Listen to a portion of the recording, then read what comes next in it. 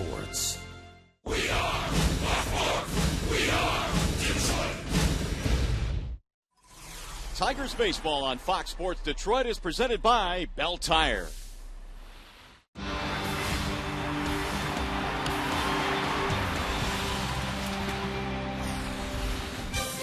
Tonight we kick off the weekend with baseball downtown as we welcome you to Comerica Park. Game one in this three-game weekend series featuring the Cleveland Indians and your Detroit Tigers. And the American League Central Division standings look like this. The Tigers at 32-26, a 2.5-game lead over the Cleveland Indians in the Central. Hi again, everyone. Welcome to Tigers Baseball. Mario and Pemba, Rod Allen, glad to have you with us. Tigers take 2 out of 3 from Tampa Bay, and now Cleveland comes to town, Rod, and these games really important here. Well, this Cleveland Indians team is well rested. They had a day off yesterday. They were swept out of New York a couple of days ago, but they've had some success against Justin Verlander, so they'll be ready to play tonight. All right, how about JV? He goes this evening in his last 2, a little bit better than that rough stretch he had. Well, fastball command is coming back. The record is 1-2 in May for Justin Verlander, with a very high earned run average, but he did much better in his first outing in June, and because of that, his numbers are starting to get back to where he needs to get to. He's made some mistakes against this Cleveland team earlier this year on fastballs, not on breaking balls, on fastballs. But when he's brought that breaking ball out against Cleveland, and he's brought that breaking ball out his last couple of outings, once against Pittsburgh, the other against the Baltimore Orioles, he's been pretty good. So look for Verlander to do a little bit of that here today to beat this Cleveland Indians team here to start off this weekend series. And after a short break, we'll send you back to the Call Sam Studios with Trevor Thompson. Coming up tonight, we are focused on the Central. Game 1 of this series, Tigers and Tribe, and is coming up next.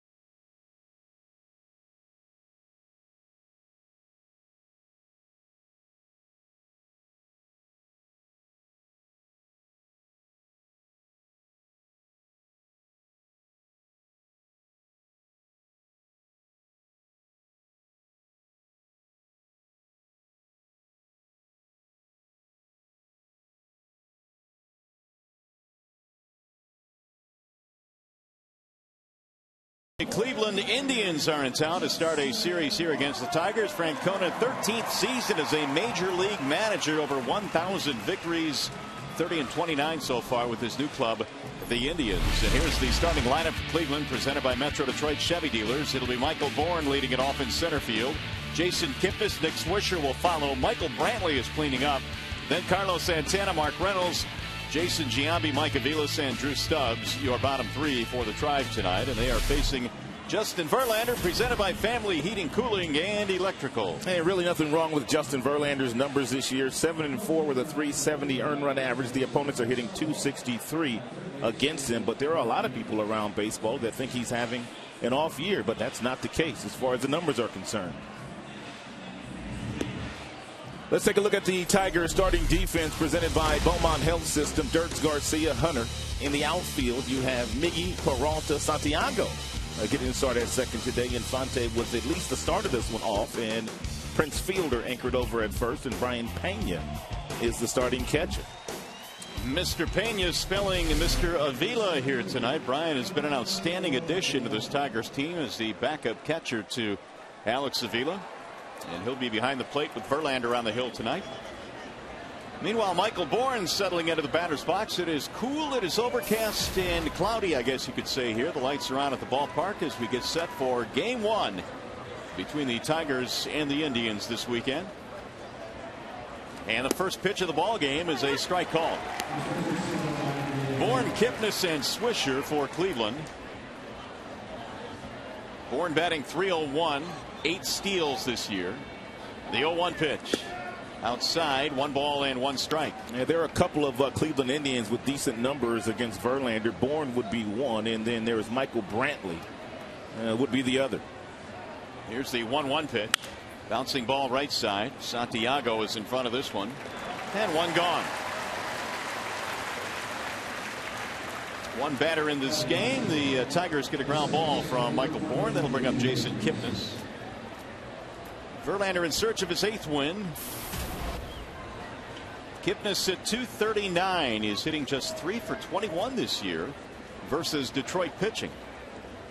A couple of RBIs as well, but by and large the Tigers have been able to keep Kipnis off the base paths.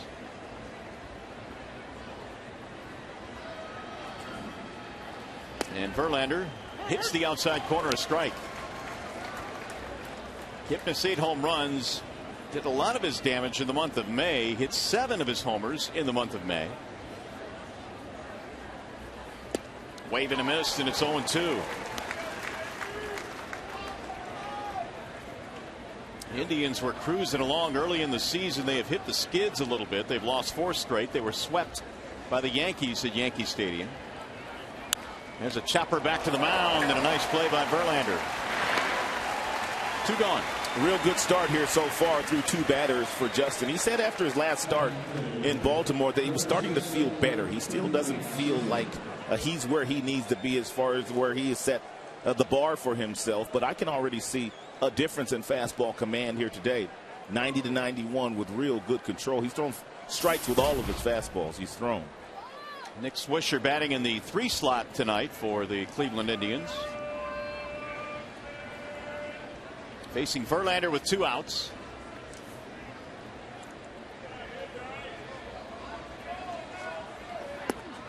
And a ball missing to Swisher, 1-0. 214 against Verlander, so the numbers have not been good against JV, and really recently the numbers have not been good. Swisher is 0 for 16. Ball outside, 2-0. He went back to New York and didn't get a hit. Yeah, it was not a good homecoming for Swisher, who spent the previous 4 years in a Yankees uniform. Here's the 2-0. And that's in for a strike. Swisher played his college ball in the Big Ten in Ohio. That was at Ohio State in Columbus. First year with the Indians. And now JV's 2-1 pitch.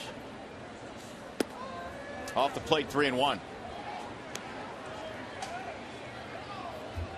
Verlander's last start was a good one. In fact, his last 2 have been pretty good, giving up 3 earned runs in each of his last 2 starts, going 7 frames in both of them versus Pittsburgh and Baltimore.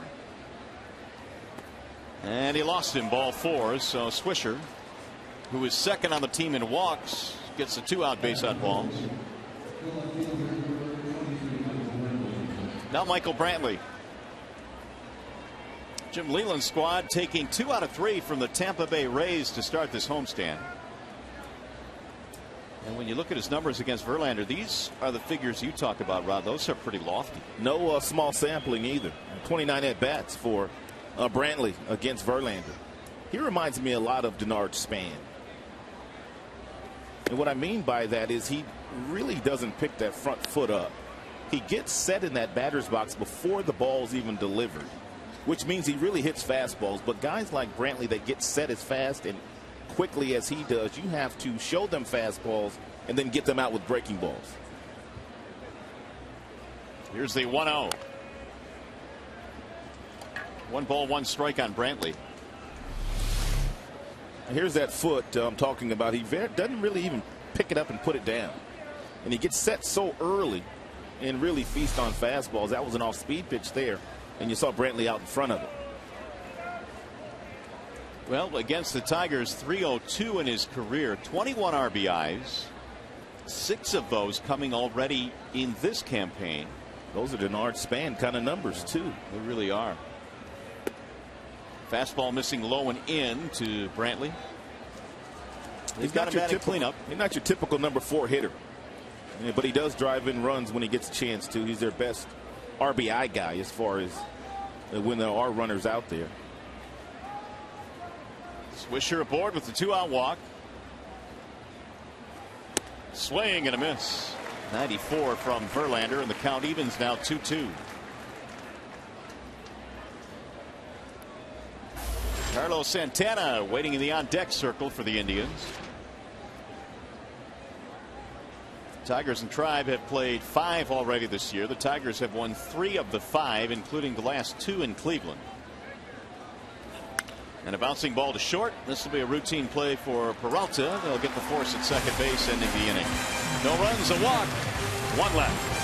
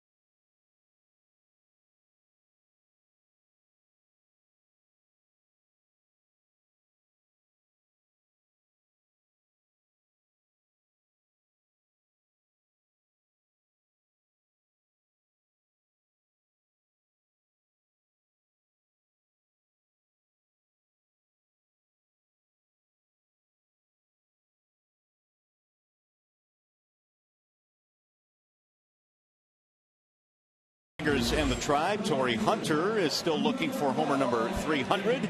Will he get it tonight? We'll find out. Tigers starting lineup presented by the Southeast Michigan Ford dealers.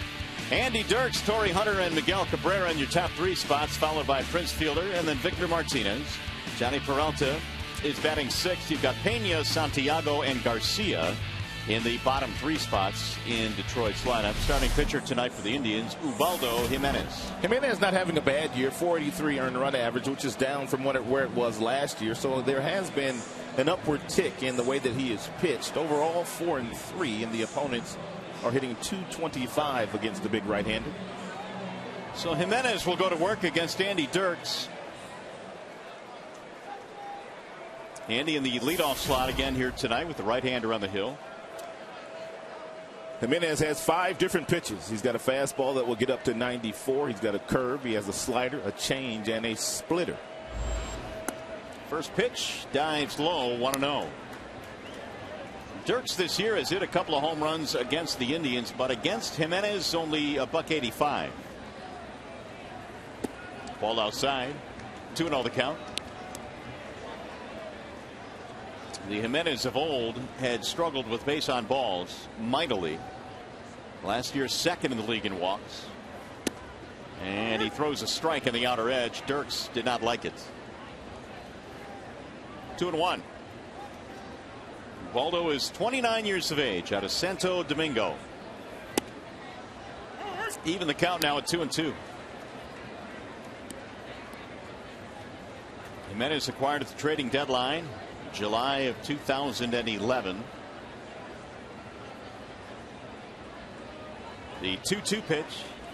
Swing and a miss to strike him out. So he fell behind, but he comes back to get him. Tim Hortons will sponsor the starting defense for the Cleveland Indians this evening. In the outfield, they've got basically 3 center fielders, Brantley, Bourne, and Stubbs. They all cover a lot of ground. They all get good jumps, and they have really good speed.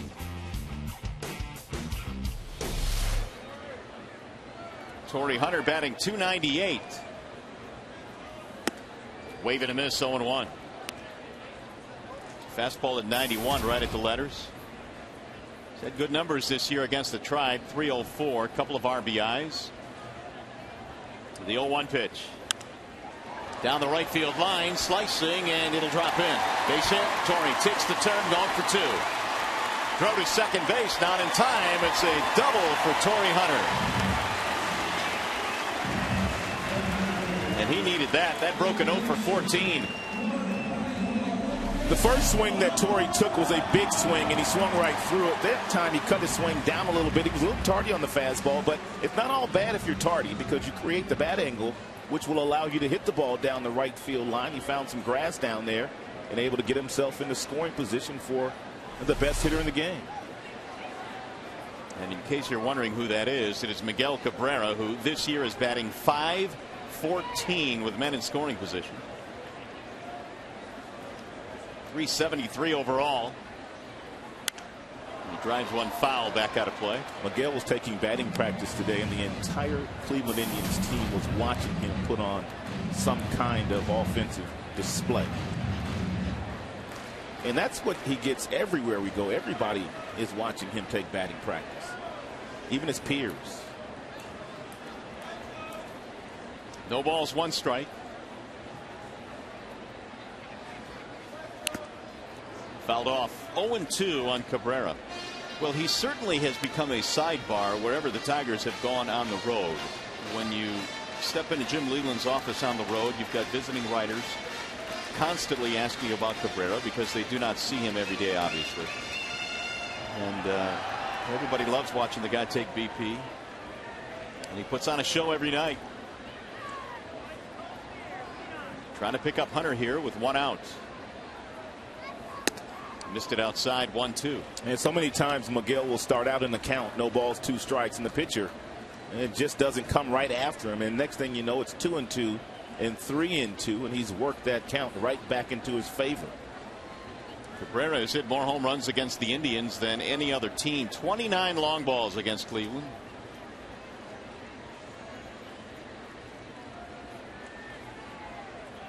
One ball and 2 strikes. Swing and a miss to strike him out. Jimenez at 94 throws it by him. 2 outs. Good fastball here by Jimenez, and it's one of the things that he's been able to do this year.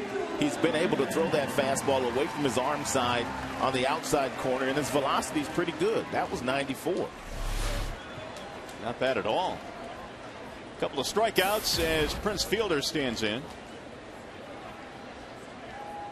288 now as Fielder's batting average is beginning to climb again. And the reason, an 11-game hitting streak. Prince quietly behind Miguel Cabrera has just gone out day in and day out and just done his job behind the best hitter in the game. He's picked up 48 RBIs. And he slams this one in the air to left field. Brantley going back will have room right at the warning track to end the inning. No runs, a double is stranded. We go to the second.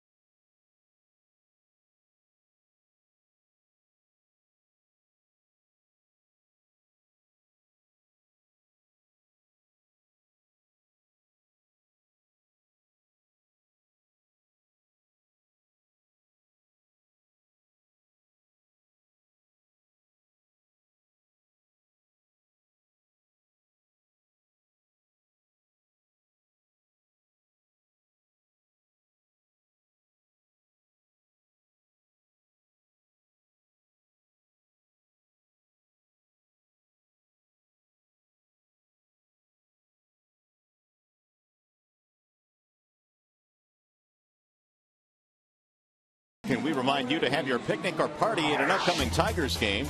2 new party plazas are available to accommodate picnics for up to 300 people. Groups of 15 or more get discounted tickets to select games. The phone number is 313-471-2255, or more information can be had at Tigers.com. So make your plans to be out at the ballpark with your group and enjoy Tigers baseball, which right now is scoreless as we head to the second. It'll be Santana, Mark Reynolds, Jason Giambi facing the right-hander, Justin Verlander. Justin threw 16 pitches to get through the first as Santana digs in. 284 this year. Santana has also knocked in 24 runs. And he takes strike one. Good pitch. First pitch changeup, knowing that Santana loves to jump on heaters on that first pitch. Now you can really expand the strike zone with Santana in that batter's box. Get him to chase something. The 0-1 sails high. 1 ball, 1 strike.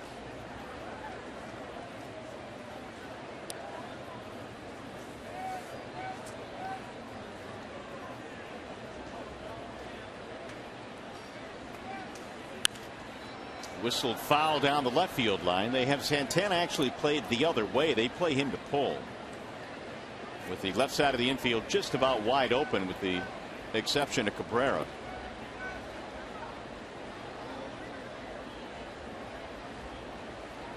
.277 lefty, .296 from the right side.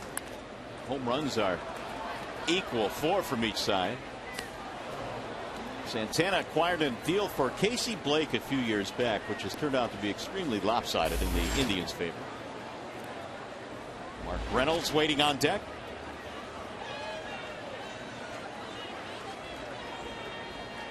Verlander set with the 1-2. Here it is. Popped up foul, back out of play. For a hitter that really hasn't been in the big leagues that long, Santana has really good plate discipline. He's walked 33 times already this year and has an on-base percentage of .391. So he has a pretty good idea of what he wants to do, especially early in counts. But he will chase some 2-strike pitches that are out of the zone. Well, Terry Francona was talking about that, because, as you mentioned, the 33 walks is a team high, but it seems like they say that it's always 3-0, 3-1. He's constantly getting himself in good hitters counts.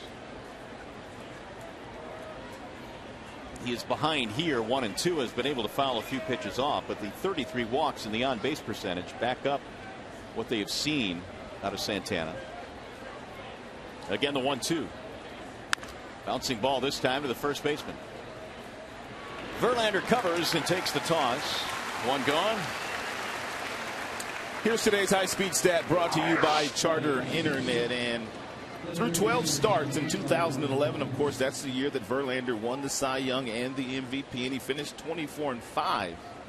He was 5-3 at this point. Take a look at this year, 7-4.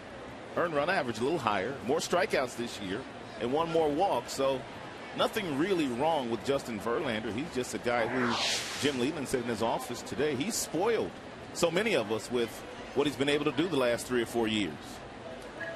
Here's Mark Reynolds. He is almost a victim of his own success and the pace that he has established the last 2 years, winning the MVP and the Cy Young 2 years ago. And he finished second in winning a second consecutive Cy Young last year to David Price, and it was really a close vote. Meanwhile, 0-2 now on Mark Reynolds in his 9th season. 131 wins already for JV. Nice pickup for them. 13 homers, 41 RBIs for the right-handed slugger. He's got a lot of pop in that bat. Here's the 0-2. Ooh, just missed. Verlander thought he had him. It's a slider there by Verlander. Slider continues to be a much better pitch for Justin. Started throwing it a few years ago. Now he throws it in big situations. Now the 1-2. Swing and a miss. Came back with it and strike him out, and that is his first strikeout of the ball game. Jeff Jones was talking about Verlander a couple of starts ago. This is before the Pittsburgh start. They made some adjustments in his delivery. They slowed him down a little bit, which allows him to get that arm up in a really good slot. And that's when his breaking pitches are much more effective for him. Prior to 2 starts ago, he was just way too quick in his delivery. Here is another batter the Tigers will employ the shift against. This time it's a little bit more pronounced as Jason Giambi stands in. This time Santiago is actually on the grass. Popped up foul. So Giambi at the age of 42 just continues to kick along. He has amassed some impressive numbers. Giambi coming into this game, 434 home runs. The 42-year-old born in West Covina, California. Breaking ball missed outside. 2-1. Talked about him the last time the Indians were in town here. Actually, the last time we played in Cleveland, how Giambi was interviewing for the managerial job in the offseason for the Rockies. And when he didn't get it, decided, well, I think I can still play. Non-roster signee in November, or make it February rather. That's how late it was. He actually interviewed for 2 positions with Colorado, the hitting position as well. Here's the 2-2. I would imagine that once his playing done, the days are indeed done, that he will be in uniform as a manager, hitting coach. Well, some guys are just born to stay in the uniform, and Giambi would seem to be one of those guys.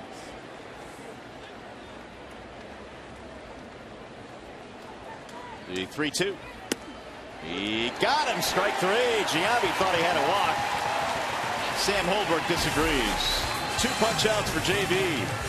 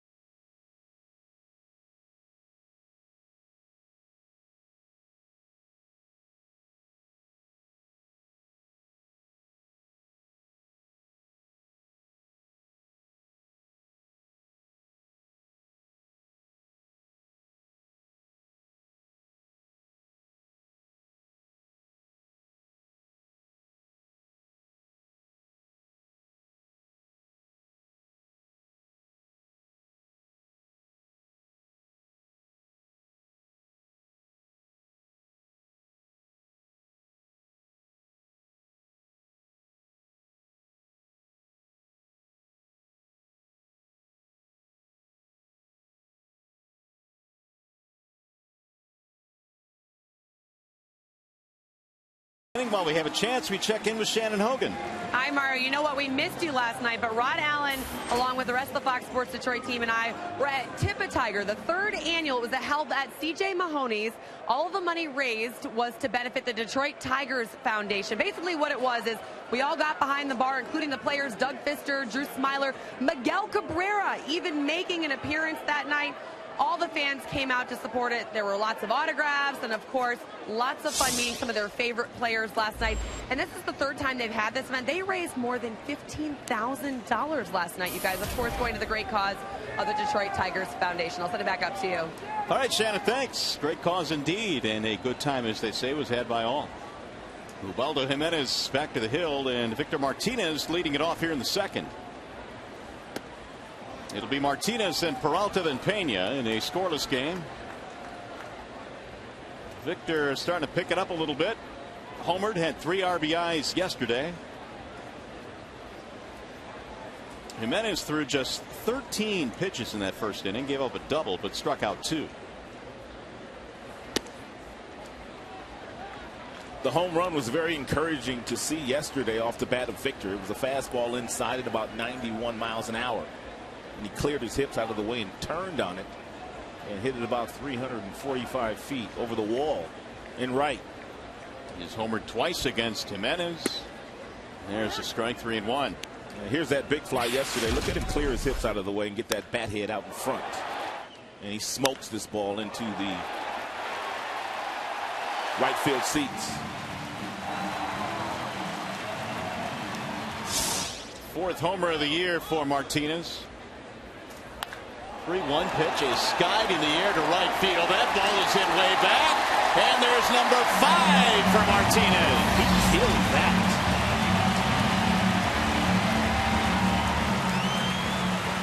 It may be still going. A long home run to right field, and the Tigers have the lead. That is about as far a ball as I've seen Victor hit in the years that he has been in the Tigers uniform. He caught this 3-1 fastball just right, and he just unloaded on it. That's a pretty swing there. The perils of falling behind 3-1. Crushed it. Stubbs in right field didn't even move.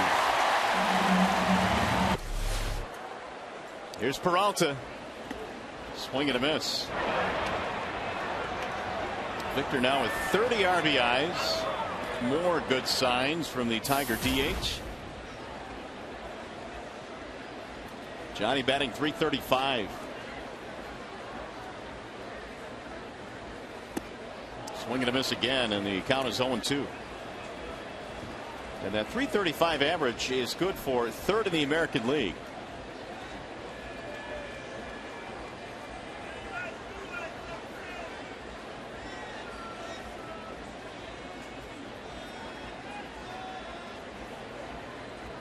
Now the 0-2. Way outside. 1 ball, 2 strikes. Peralta's been on some kind of stretch. He is hit safely now in 40 of his last 48 games.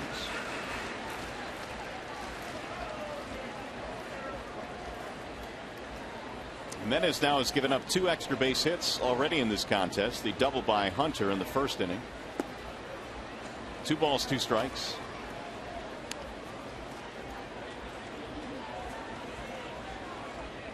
Waiting on deck, Brian Pena.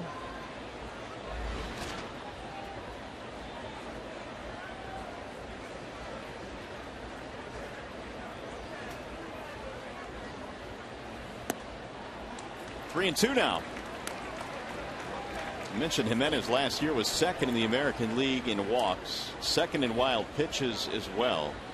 But he's coming off a terrific outing against Tampa Bay on Saturday. Lost him. Got ahead, fell behind, and he walked him.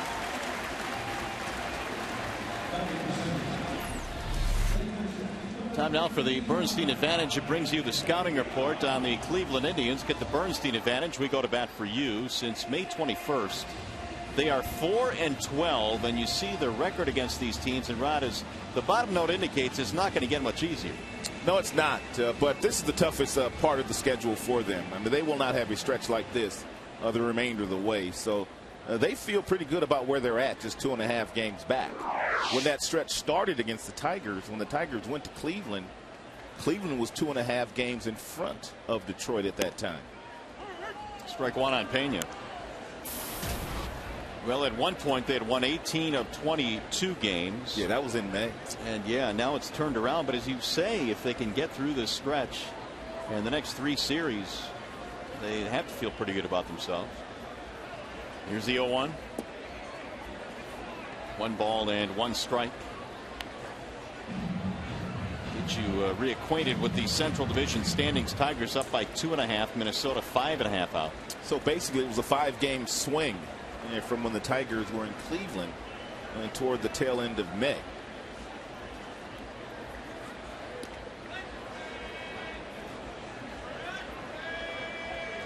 One ball, 1 strike on Pena. Peralta with a walk following a Martinez home run.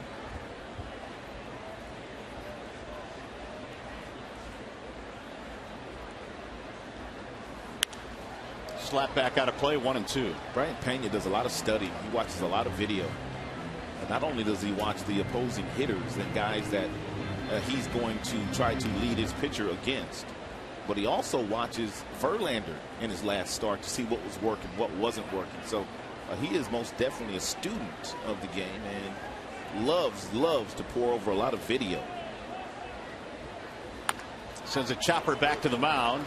They'll fire to second one. No relay. Really deliberate feed there from Jimenez to the shortstop, Aviles. I mean, just really taking his time. If he hurries up a little bit with Pena running, he might have had a chance to turn 2. Look how slow he is. I mean, just really takes his time. I guess he wanted to make sure he made a strong throw, which he did.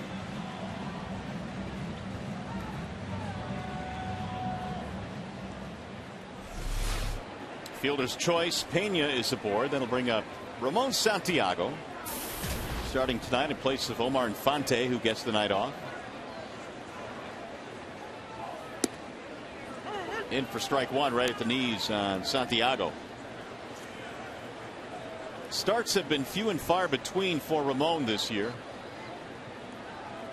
With the way the Tigers middle infield has played, and we mean Peralta and Infante by and large, Jim Leland has stuck with his starters. The 0-1 is inside. 1 ball, 1 strike. He's had some decent success against Jimenez, 5 for 18. So not a bad evening to get Santiago out there and get him some reps.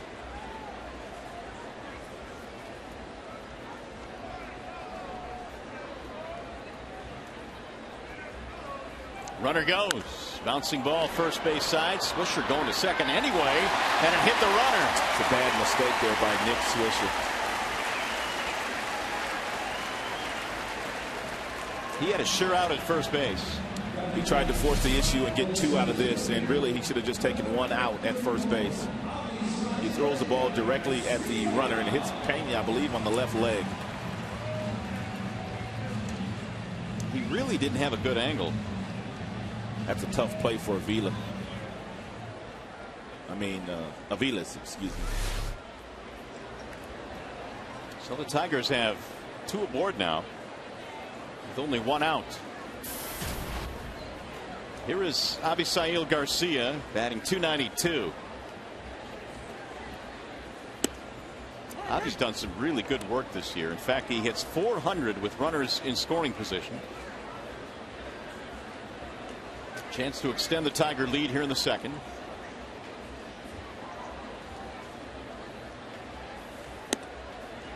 Missed it outside. 1-1. There he goes, 6 for 15 with 9 RBIs. That last play, by the way, for keeping score at home, Fielder's choice E3.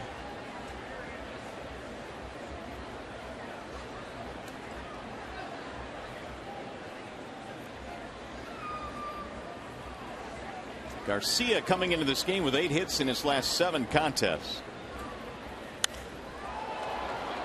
Drives that one foul back out of play. 1-2.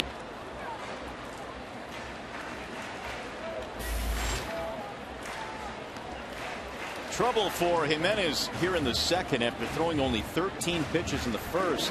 Gave up the leadoff home run by Victor Martinez. And the Tigers have supported Verlander with some early offense, perhaps more here with only one out. No, missed it high and away. 2 balls, 2 strikes on Garcia.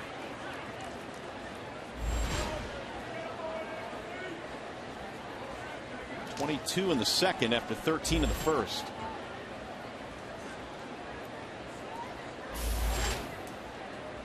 Dirk's on deck.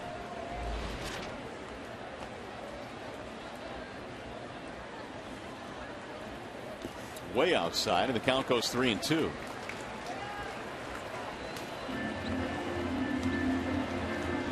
What do you got in the runners here? They're going to stay. Pena and Santiago on the base paths.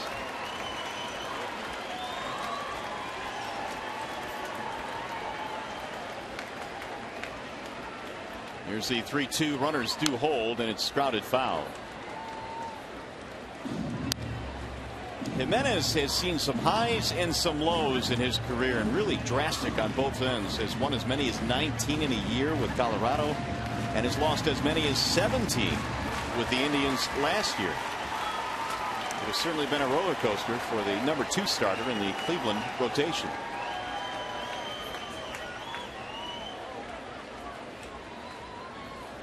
Fouled straight back. Turning into a pretty good at bat by Garcia.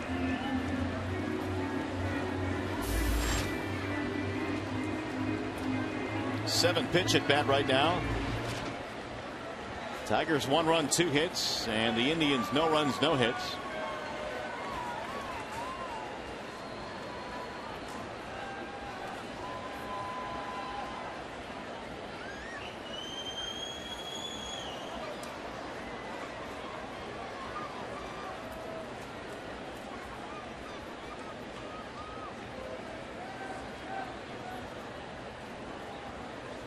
Jimenez continues to labor here in the second. Can't put away Garcia. Now Avi will step out on him.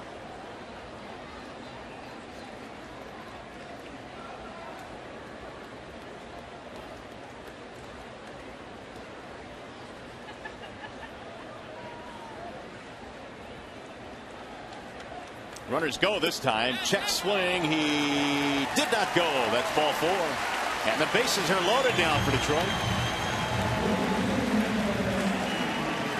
Second walk in the inning for Jimenez.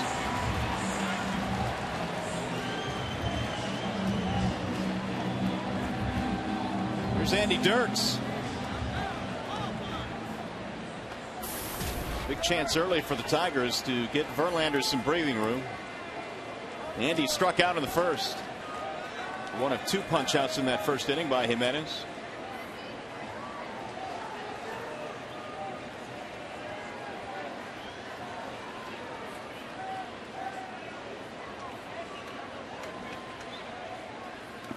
Ball 1 as Santana is able to smother it and keep it from going to the backstop. Santana has already had to get down and block about 3 of those split-fingered fastballs in the dirt from Jimenez already tonight.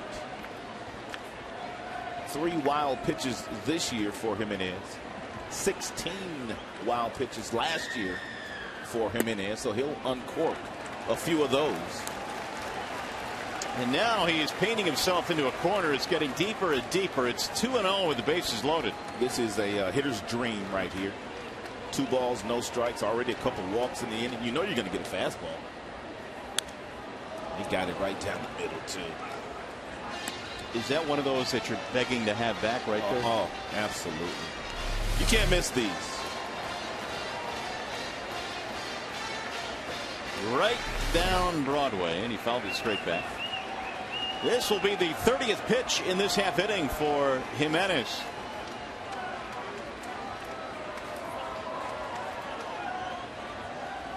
Swing and a miss. That's a splitter at the top of the zone. He has a lot of confidence in that pitch. And of all his off-speed pitches, he probably features the splitter more than he does the change, the curve, and the slider. 2-2 on Dirks. Bases loaded. 1 out. Swing and a miss to strike him out. He fell behind and came back to strike out Dirks for the 2nd time tonight. 3 for the ball game for Jimenez. And let's take a peek at the pitch by pitch at how he attacked Dirks. Dirks got a hit 2-0, and then here's that fastball right down the middle, and that was the best pitch that he got in the pitch sequence. Splitter that stayed up, then he went back down with another splitter, changing the eye level to get strike 3. One more bat to get, though, and that would be Torrey Hunter, who doubled in the 1st inning. And Torrey cuts and misses 0-1. All of a sudden the Tigers are flailing away here. Torrey, career with the bases loaded, has hit 10 grand slams and a .316 average.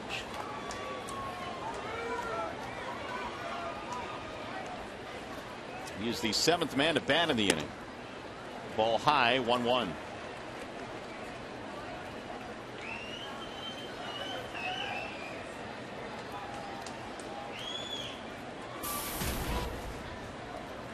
Torrey had a double in the 1st. Average back up over 300 to 301. Bouncing ball slowly back up the middle. Aviles, no play. Everybody is safe in a run scored. Infield hit, RBI for Torrey Hunter.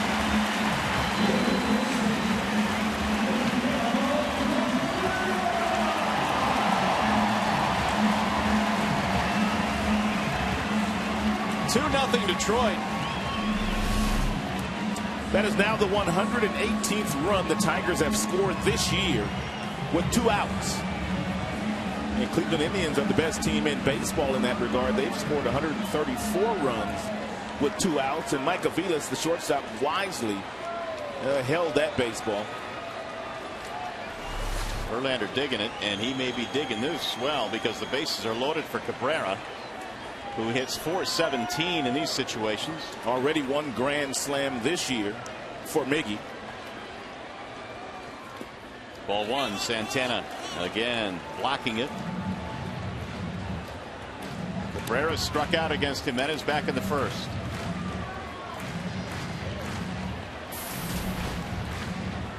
.371 batting average overall this year.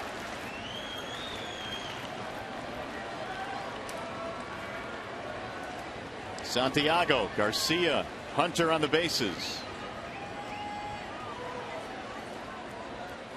Here's the 1-0. In there, 1-1.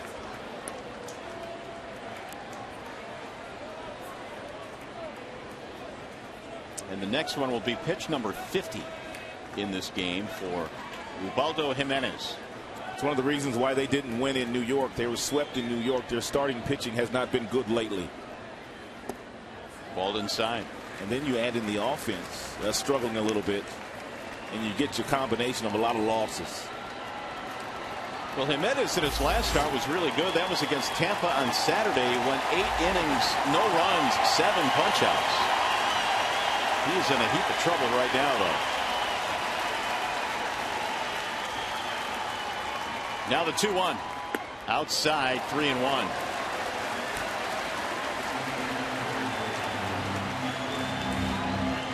Deep breath for Cabrera. 2 runs in for the Tigers. The home run by Martinez got it started.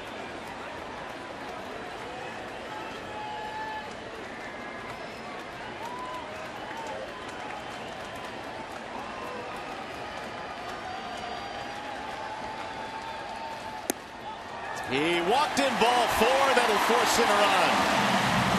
Cabrera took his walk and his RBI. Santiago scores.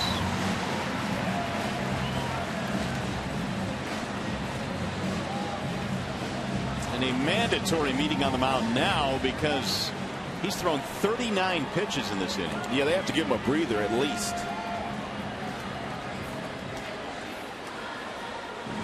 Mickey Callaway, the pitching coach, comes out to allow Jimenez to catch his breath. And Mickey Callaway has gotten a lot of credit for the way that Jimenez has pitched so far this year, but Jimenez has already walked 3, so the base on balls has cropped up here this evening early. Hey, just a reminder, as you enjoy a cold one, to look forward to Miller Time later in tonight's game, brought to you by Miller Lite. There is activity in the Cleveland bullpen. Matt Langwell, the right-hander, beginning to heat it up. This will be the 40th pitch coming up for Ubaldo Jimenez in this inning alone.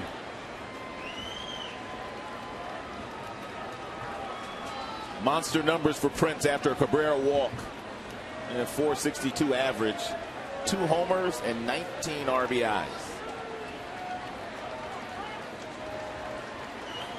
Fielder is the 9th man to bat in the inning. 1 strike on Prince. 3 runs, 3 hits for Detroit. Fielder flied out back in the first.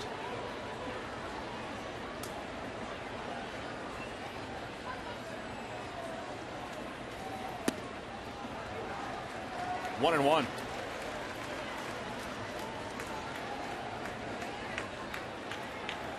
No shift now with Prince standing in that batter's box.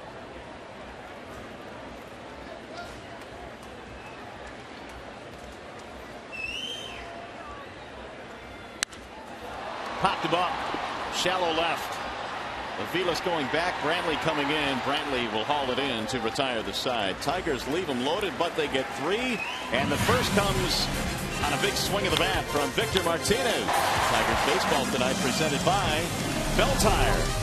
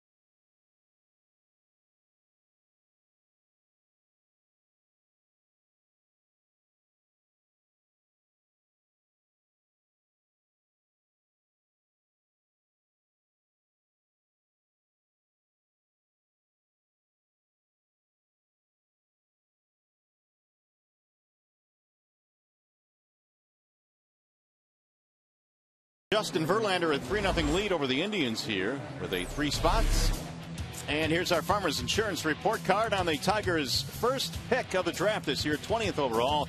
Jonathan Crawford, a right-hander out of the University of Florida. Big kid, 6'2", 205. And Rod, they say he can bring it and has a really, really good slider. Well, that usually is the case with David Dombrowski, although he doesn't head up the draft. But his teams are usually heavy in pitching, and they're usually big guys, and they're usually hard throwers. Threw a no-hitter his sophomore year at Florida. So welcome to the family for the first-round pick, Jonathan Crawford. Here's a little footage on Mr. Crawford.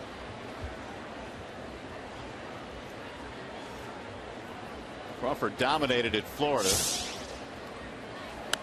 And the Tigers certainly can't wait to get him into their system. Get them all signed, sealed, and delivered. The draft's still going on. It's not as hard to get players signed as it used to be. And because there's a slotting and you get paid a certain amount for where you were drafted. So there's no need in really holding out like players used to do. Aviles nubs one foul, 0-2 the count. He will be an instant millionaire, however. That he will. And the Tigers again went heavy in their first few picks in the pitching area, which again stands to reason because you can never have enough pitching in your organization. They love the college kids. They drafted a lot of college kids in the early rounds since I've been here.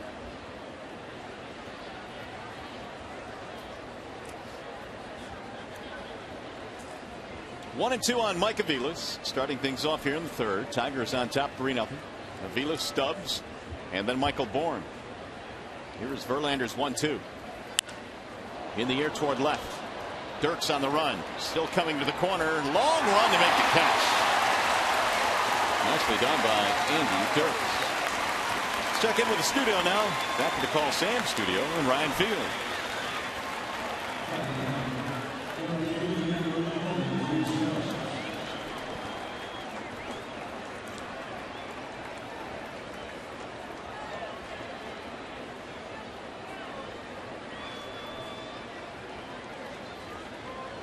Ryan, thanks. Here it is 3-0 in favor of the Tigers, and that was a really nice running play by Andy Dirks to the corner and left.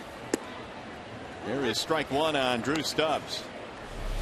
Had to run a long way to get it. Good concentration.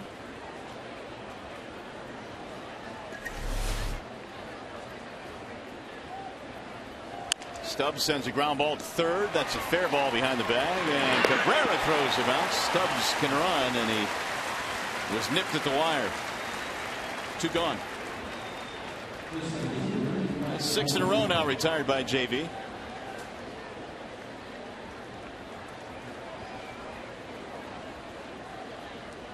We'll bring up Michael Bourne. .299 average for Bourne. He bounced out his first time up. Ball 1.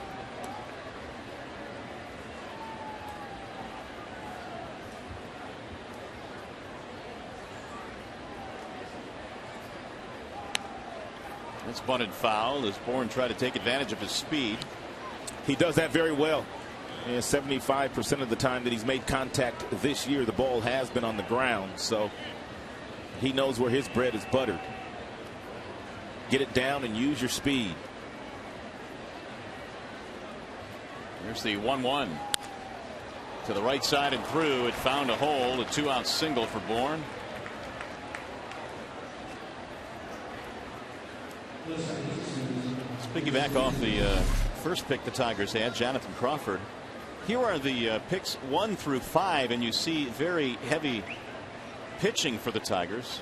Corey Knebel, the second pick, was picked 39th overall out of Texas. And pitchers from Vanderbilt, Louisville, and Rice. And picks 6 through 10. 4 more pitchers and a center fielder, Connor Harrell from Vanderbilt. And the draft's still ongoing. There's a strike called on Jason Kipnis. Draft has really become a big time happening now, hasn't it? It used to go in one day. Now it's drawn out over about 3 days now. TV coverage. Nice presentation. Kipnis hit one right back to the mound his first time. Keep an eye on Bourne, who can run even though they're down 3. Ball inside. Nobody since 08 has stolen more than Michael Bourne. Leads the major league in steals in that span, 265.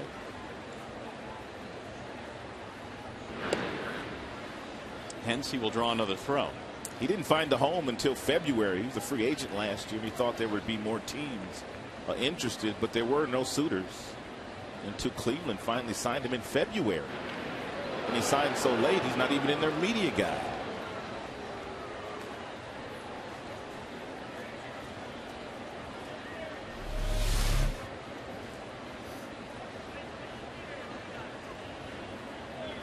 Verlander a little bit closer last time with that last pickoff throw. Just off the inside part of the plate with a fastball. 2-1. Kipnis has not really hit well away from Progressive Field. Just .216 on the road this year. Had a pretty good month of May. Knocked in 22 last month.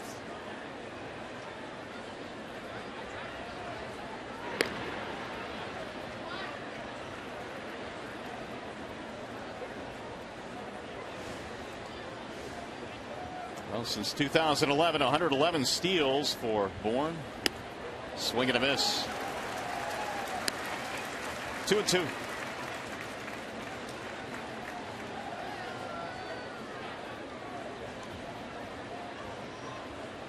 Kipnis has 8 home runs this year. 7 of those came in the month of May.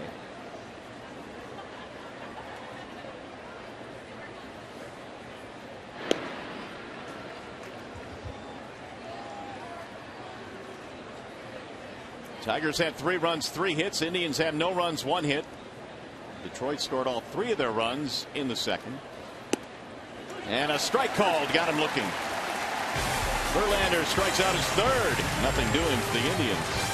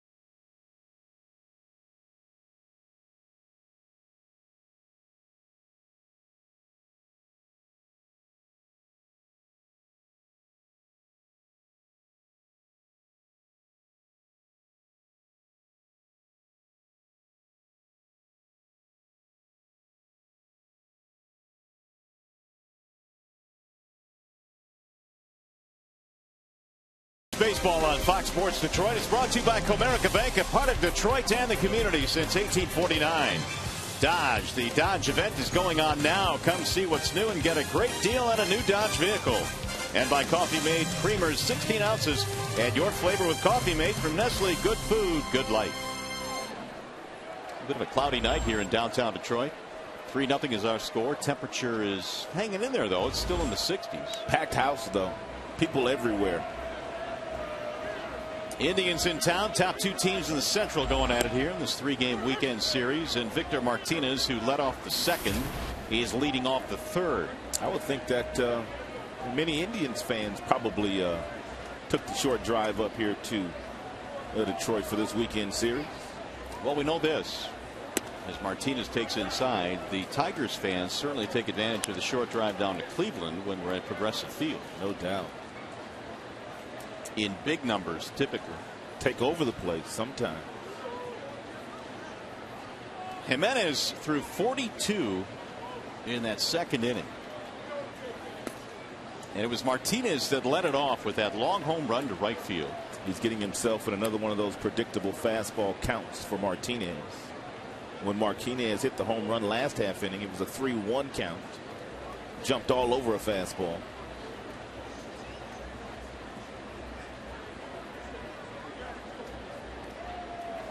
Here's the 2-1. Pulled on the ground to second. Bobbled a bit by Kipnis, but plenty of time to get him. One gone. Fans, don't forget to join us again tomorrow. The Tigers taking on these Cleveland Indians. Coverage begins at 3 p.m. tomorrow with Tigers Live. That's the Tigers and Tribe. Tomorrow at 3. You can see it right here on Fox Sports Detroit.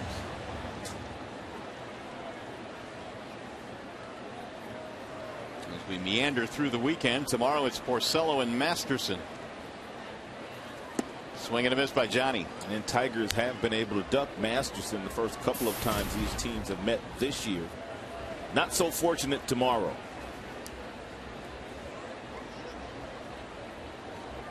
Masterson, an 8-game winner. Here's the 0-1. Make it 0-2.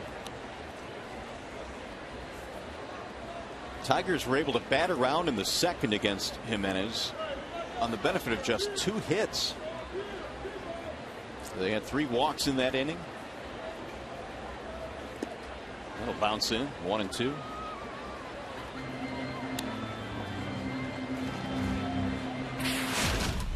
Flashback to May 11th. And Johnny got himself a fastball up in the zone and hit it out of here.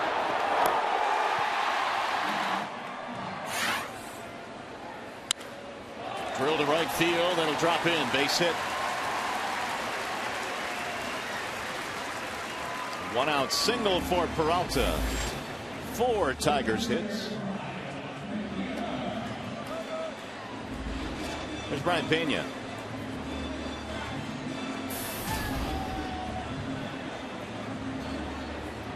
Fielder's choice scored a run.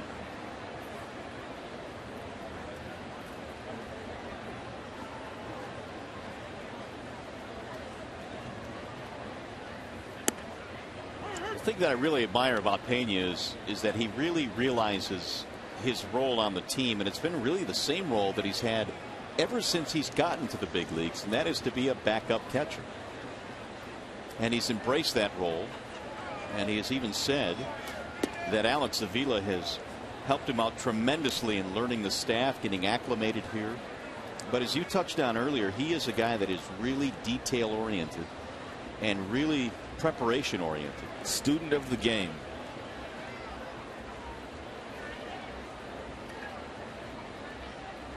He said the one thing that fans don't really realize is the amount of preparation that Jeff Jones puts together in the scouting reports on the opposing hitters.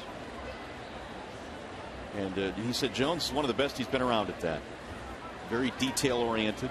They have a game plan going into every single game, regardless of how many times they've seen a certain opponent. But I think it takes a guy, a special guy, to kind of realize the role. Everybody wants to start. Everybody wants to play every single day, but it's just not that way for certain players. And that's why Pena's having success in the role that he's in, because he's accepted it. There are some guys in backup roles and they haven't quite accepted them, and they're not having success at the roles that they're asked to play because they think they're starters. I told him today, you're swinging the bat pretty well. I said, yeah, but you know, the one at bat that I was really proud of was that ball that I hit to second base to advance a runner. Team guy. Runner goes and it's fouled back out of play. I said, those are the little things that I have to contribute when I do get a chance to play. And 1 out. Johnny Peralta probably will be on the move once again on this 3-2 pitch. If it's a fastball, you know Pena probably will put it in play. And if he throws that splitter up there, even if Pena does swing at it, it might be difficult for Santana to pick it out of the dirt and then throw Peralta out at second.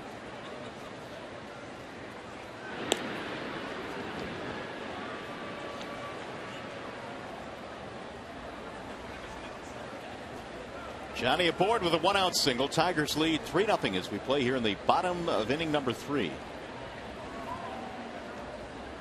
And again, Jimenez goes back to first base. This hasn't been a real good combination. Jimenez doesn't hold runners very well, and Santana, for whatever reason, hasn't thrown as well this year. He's got a really good arm. Runner goes and is looped in the air to right field on a line. It is caught there by Stubbs. He'll come back to first base, but his throw is off target. Peralta gets back.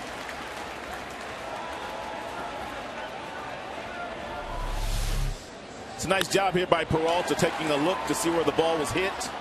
And then even though the ball was hit on the line and Stubbs has a strong arm, he was able to get back because he took a peek in and he saw exactly where the ball was hit. There are some guys that are running on steals and they never take a peek in. Therefore, when the ball is made contact with, they have no idea where it's at.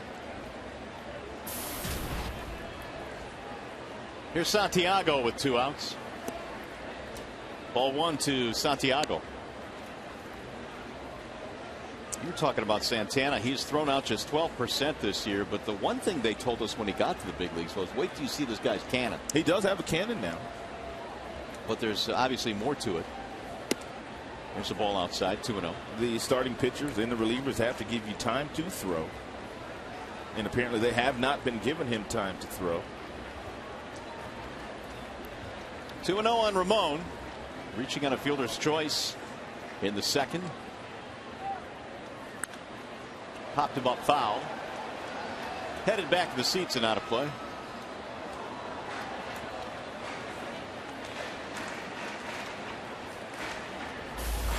Pitch count now at 72 for Ubaldo.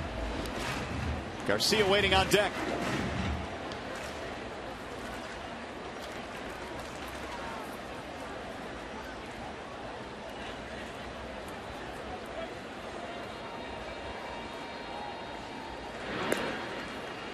We're talking about how this has been an up and down career for him, and it's also been an up and down season. He's had 2 separate starts in which he's given up 7 runs, but he's also had 7 starts when he's given up 2 or fewer. And so while the consistency hasn't been there from day one, there are times where, as we mentioned, his last outing against Tampa, he's pretty dominant. He's taking steps in the proper direction. And they were a little concerned after last year when he lost 17 games in his first full season in an Indians uniform. That one missed high. 3-2.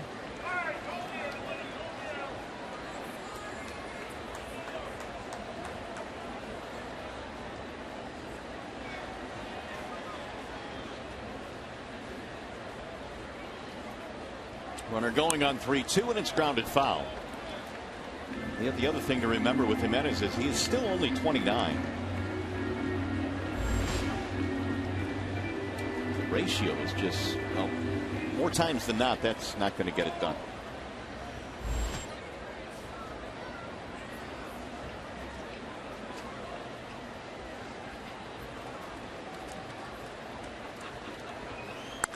Ground ball foul just outside of the bag at first base. 3-2. Santiago batting here in the third. Tigers lead by 3. And Johnny Peralta getting the sprints in.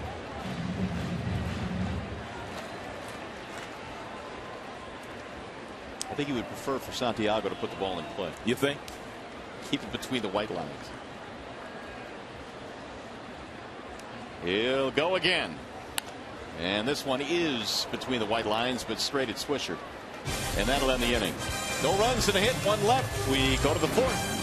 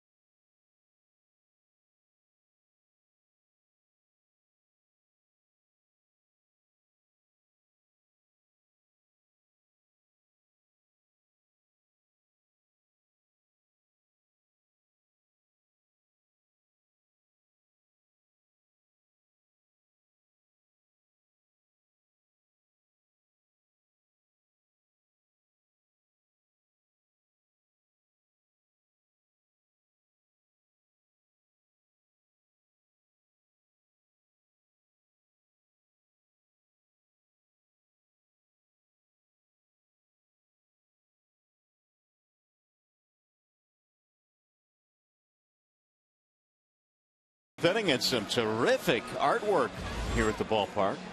That's some really good stuff, don't you think? Yeah, absolutely. Here's the AT&T trivia question. Since 2008, only 2 players have a higher batting average through 58 games than Miguel Cabrera. Can you name them? Who are they? Only 2 players since 08 have had a higher batting average through 58 games. We'll get you the answer in a little bit. In the meantime, we go to the 4th inning, and Nick Swisher will lead things off. Swisher, Brantley, Santana facing Justin Verlander.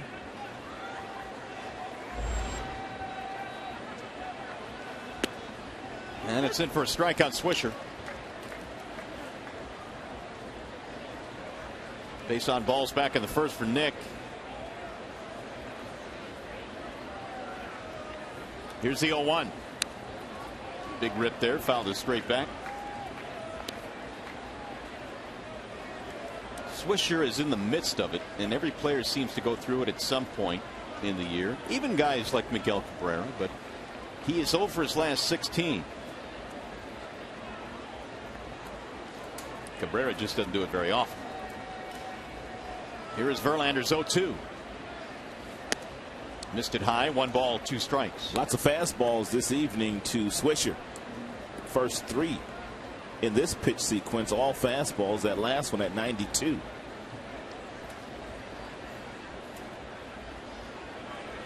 And the 1-2. Verlander has another strikeout, his 4th.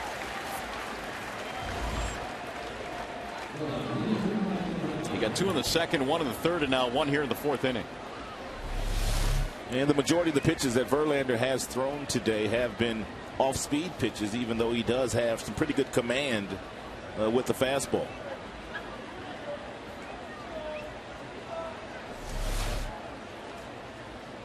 One out, and here is Michael Brantley. Brantley lifts that one in the air to the right side of the infield. Santiago to the grass. 2 gone. I was talking about Brantley the first time he was up, and how he reminds me of Denard Span, because he gets set so quickly that if you throw him a fastball, he's going to hit it. But if you throw him something off speed, because he gets set so quick, he's usually out in front of those off speed pitches, and therefore pops this ball straight up. Fastball's no problem for Michael Brantley at all. Now Santana showing bunt.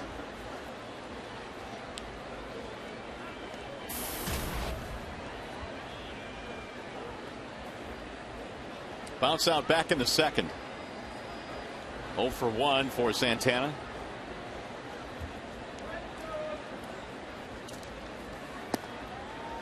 Ball outside. 2 balls, no strikes.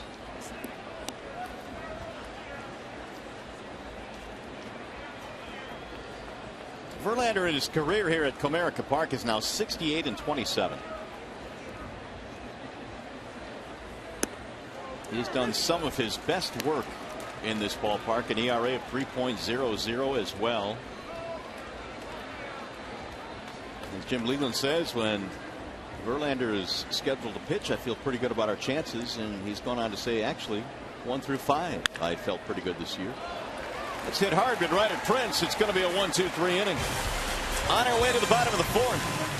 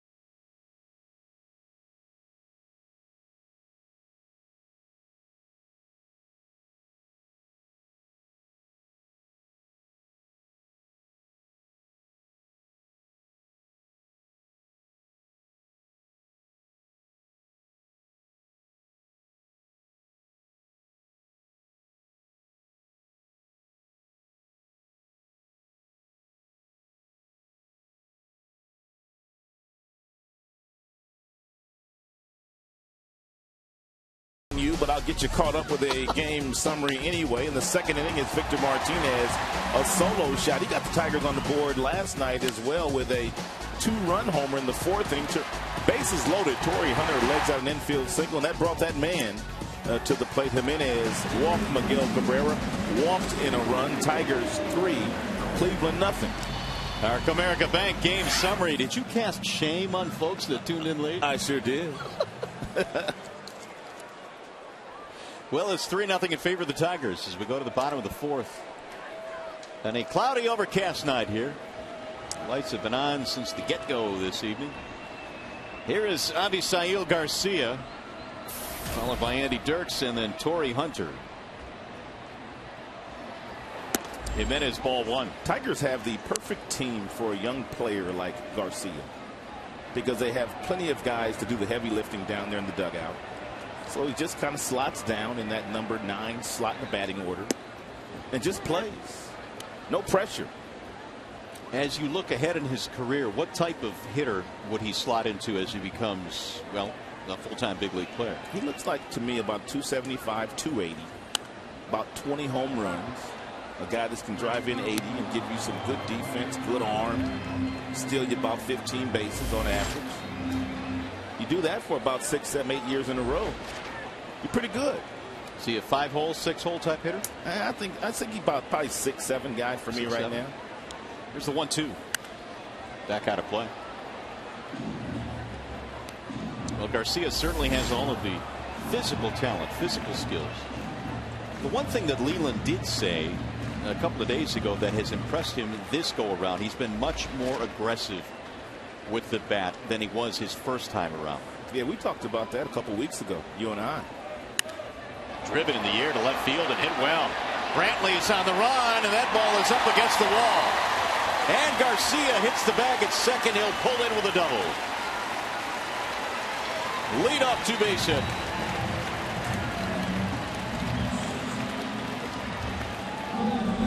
Got himself an off-speed pitch from Jimenez with 2 strikes, but the ball stayed up.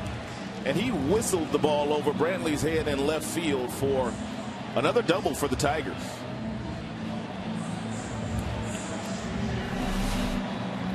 Five Tigers hits. Hunter has a double as well. Here's Dirks now with the leadoff man at second. Nobody out. Popped up back out of play. Andy has struck out twice in this game against Jimenez.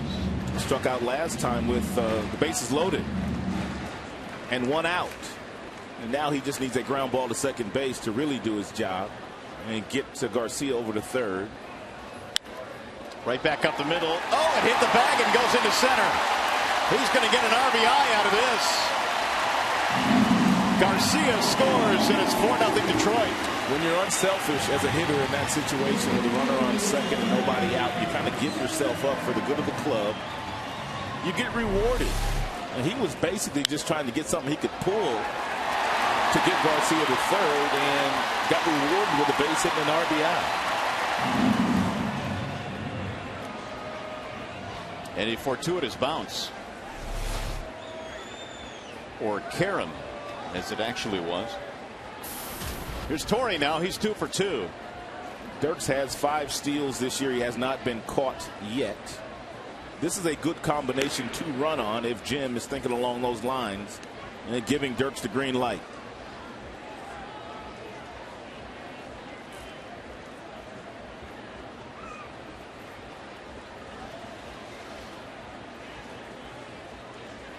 And there he goes. And it's lined to right center field. That ball is going to get down. Base hit. Dirks on his way to third base. And the Tigers in business again versus Jimenez. Don't know whether that was a hit and run or not. But the results are good. Dirks takes off on the pitch. Torrey Hunter makes contact. Dirks knows exactly where the ball is, and he's able to get himself over to third. It's a nice job of looking in there after 2 or 3 steps by Andy Dirks, which meant he knew exactly where the ball was.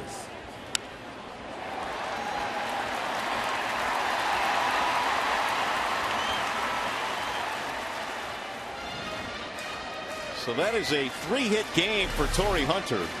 7 hits now for Detroit. Santana walks out to the mound, and the bullpen gets working for the Cleveland Indians. Jimenez has thrown 85 pitches in this game, and he is already down 4-0. Matt Albers is heating up. This is the third at bat of the day already for Miguel Cabrera, where there's been runners in scoring position. Well, it appears he's not going to take his swings against Jimenez. Here comes Terry Francona. It really doesn't matter who Terry brings out of that bullpen. Albers has been warming up.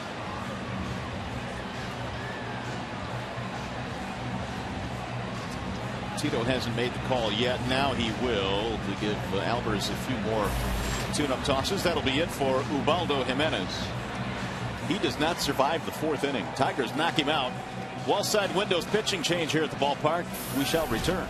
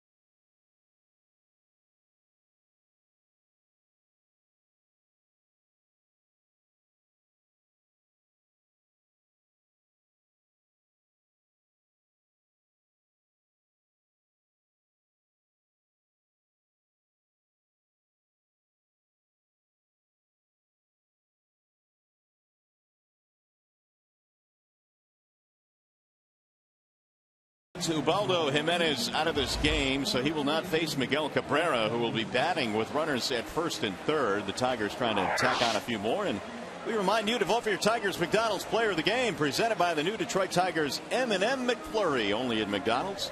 Using your cell phone, text Tigers followed by a space, then the player's uniform number to 37338. Or if you'd like, vote online at foxsportsdetroit.com. Albers has all 4 pitches. That would be the fastball, the curve, the slider, and the change. And take a look at the inherited runners scored. 11 inherited, 7 of which have come around to score.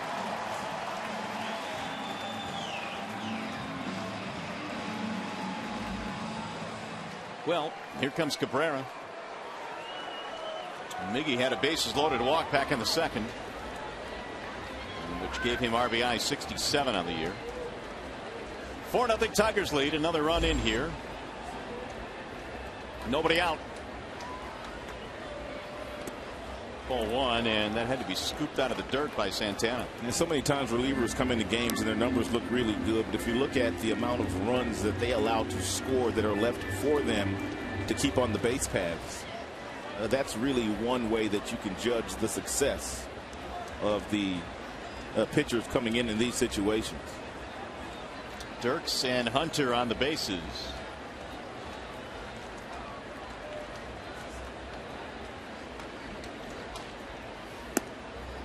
Blown away 2-0. They got Albers from Arizona along with Trevor Bauer, and a deal that was consummated in December. Albers last year splitting time with the Red Sox and the Diamondbacks, also time with the Orioles and Houston. He pitched well when he was in Baltimore. Here's the 2-0. Bouncer right back to the mound. This looks like a double play. It's a 1-6-3. That'll get a run in. Dirks comes in to score. No RBI for Cabrera. And it's 5-0.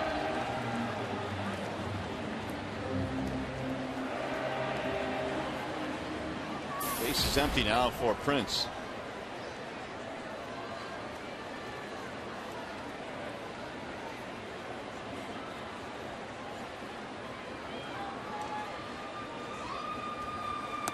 Swing and a miss, 0-1.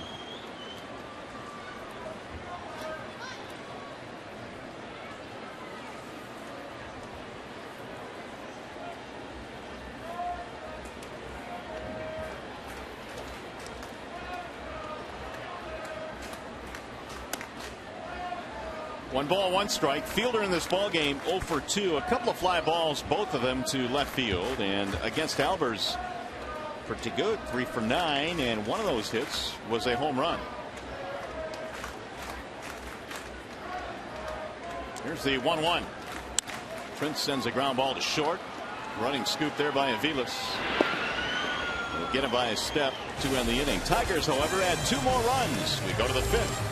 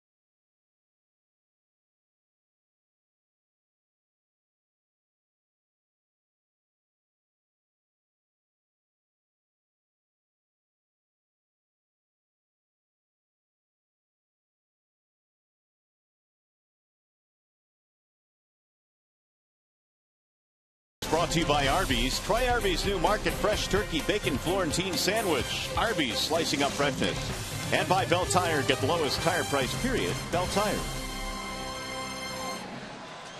Back here in the Motor City, where the Tigers are on top by a 5-0 score. They've out-hit Cleveland 7-1 as well as we go to the 5th inning. Here's that AT&T trivia question again. Since 2008, only 2 players have had a higher batting average through 58 games than Miguel Cabrera. Can you name them? Well, they are Chipper Jones, who hit .407 back in 08, and Lance Berkman, the Puma, who was hitting .385 through that many games in 08. And for Cabrera, it's been a remarkable start after a remarkable Triple Crown season of a year ago. It's been a remarkable career already for Miggy. Hall of Fame worthy. Justin Verlander goes back to work. Mark Reynolds leads it off, and he pops up the first pitch foul. Reynolds, a strikeout victim, back in the 2nd. He has had 3 different seasons in which he has fanned more than 200 times. But he does bring that one element that a lot of managers love, and that is the ability to strike quickly with a home run. Huge power. 13 homers this year. 60 homers combined the last 2 years in Baltimore. Bouncing ball this time deep in the hole. Going to be a tough play for Peralta. His throw is high. And an infield hit for Mark Reynolds.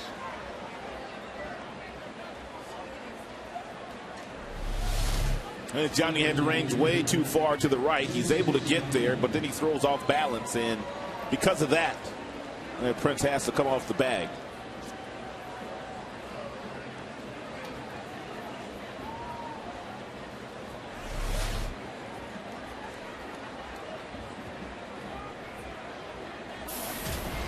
The Indians have just put the leadoff man on for the first time in this game. Here's Jason Giambi. He struck out back in the second. Struck out looking. Ball one as it bounces in. I was asking Brian Pena today, who is the toughest guy to catch on this Tiger staff? Who do you think he said? Toughest guy to catch. Toughest guy to catch. Probably the guy on the mound right now. That's what I would have thought. But he said, Anibal Sanchez. His stuff, he said, is so unpredictable. That is lifted in the air. Shallow left field. Dirk's coming over. First out of the inning. Sanchez ball does move a lot. Good changeups, good breaking balls, curve balls, changes speeds on everything. He has been awfully fun to watch this year.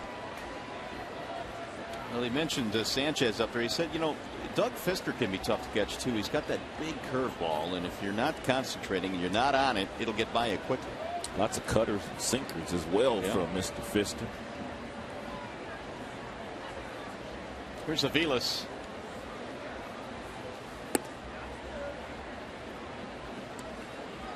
Mike Aviles is playing short these days. Asdrubal Cabrera on the disabled list. He pulled a quad muscle, and before they went on their road trip to New York.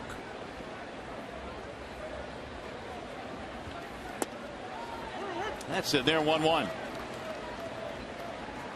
Aviles is a guy that has had success in the major leagues. In fact, he had a lot of success early in his rookie season with the Royals. He finished 4th in the Rookie of the Year voting. That was back in 2008. Evan Longoria won the award. Alexi Ramirez finished 2nd. Jacoby Ellsbury 3rd. Then Aviles. Here's the Cabrera injury. Ooh. Yeah, he didn't look the right coming out of the box. And then stumbled to first base. Bender missing low. Couldn't even pick his right leg up. The Royals wish they had Aviles about right now, because all those young kids that were so promising that got off to such great starts the last 2 years, they have just struggled. Who would have thought Hosmer would struggle the way that he has struggled? Now, certainly I didn't, and I even saw the numbers on both Hosmer and Moustakas. We'll see the Royals coming up on the next trip. Slap to right field. That's going to drop. Base hit. Reynolds advancing to second. 2 on, 1 out.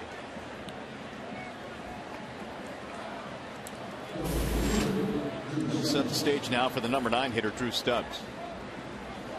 3rd hit of the night for Cleveland.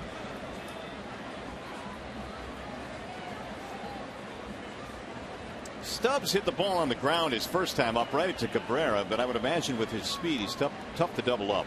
He has not grounded into one double play this year. Bingo. He is the toughest in the American League as we speak. 188 at bats coming in. Slow roller toward third base, and that's going to be an infield hit. So all of a sudden they are loaded up now for Cleveland.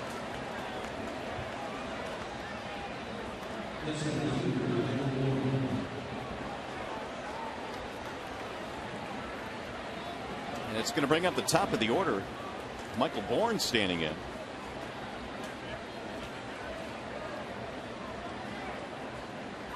Cleveland telling his infielders where he wants them to play. 5-0 Detroit. We're in the 5th inning, but the Indians now have their best scoring threat. And JD will throw from the windup.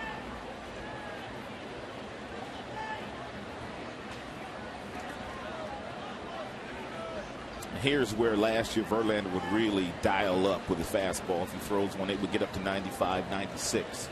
In these types of situations, runners in scoring position. That was his best fastball of the day right there at 94.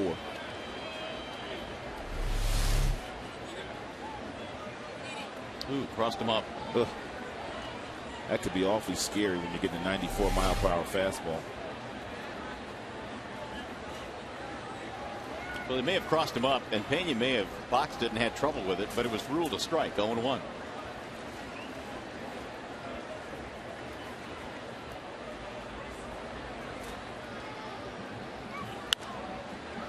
Popped up back out of play. Well, there's 95. Yep. We watched him do this with regularity last year. Runners in scoring position, he just got stingy. 70 total now for Verlander. And now he's got Bourne 0-2.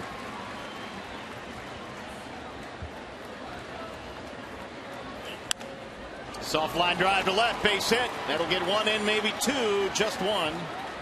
They will stop Aviles at third. 1 run scores. Reynolds comes in, and now it's 5-1. Hey, not a good 0-2 pitch there by the Tigers ace. A 96-mile-per-hour fastball.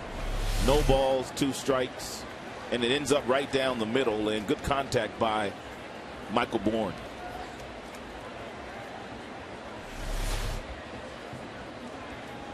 Five hits now for Cleveland. It's a 4-run game. Still only 1 out in the inning. Here's Kipnis. Driven to right field. That ball is hit well. Torrey Hunter going back. Track. Wall. Leaps. Can't get it. It'll roll around the corner. This might clean the bases. 2 runs are in, and they will stop Bourne at third. And it's a ball game now. 5-3. This Cleveland Indians team, they have done well this year against Verlander. This is his 3rd start against them, and they're not afraid of him. And I don't know how this inning got away from Justin, but boy, has it gotten away from him. Torrey looked like he should have made this play. I agree. It hit him right in the heel of the glove. And that's a play that Torrey has made a billion times before. And instead of a catch, it's turned into a 3-run inning.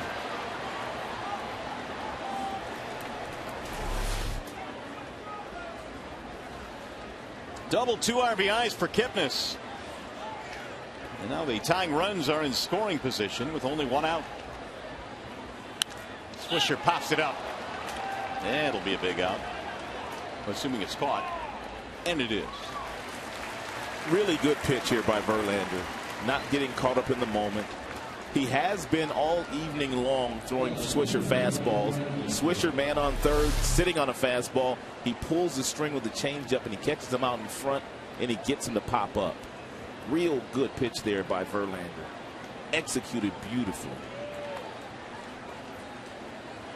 The frustration of Swisher showing. Nick is 0 for 2 tonight and 0 for his last 18. So now it's going to be up to Michael Brantley, the 8th man to bat in the inning.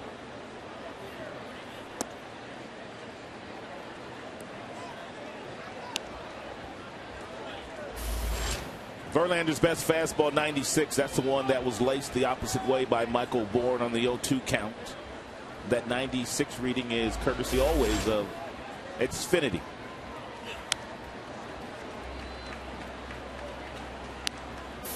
Brantley is 0 for 2. And Brantley, one of those guys, as we've well documented today, that can hit a good fastball. He doesn't take a big swing. He just tries to put it in play, just like Michael Bourne did. So you might want to get him out in front with a good curveball, good changeup, but you got to locate it. This guy's got really good numbers against Verlander.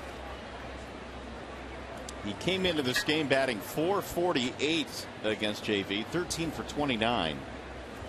But again, 0 for 2 tonight.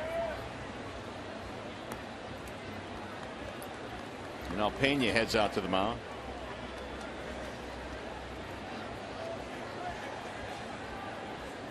Four singles and a double in this inning for Cleveland. It's now a 2-run game. And that has a skipper off his seat. He was pretty comfortable just minutes ago. And Tigers bullpen in good shape, in case you're wondering. And Tiger starters have been so efficient. Everybody down there is well rested.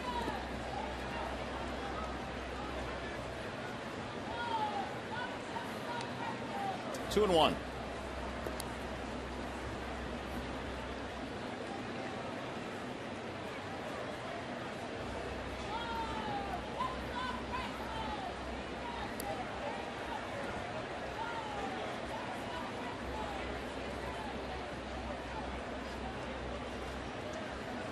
Verlander stepping off now.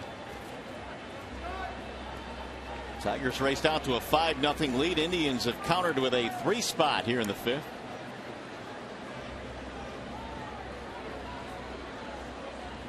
And the 2-1. 3-1 with Santana waiting on deck.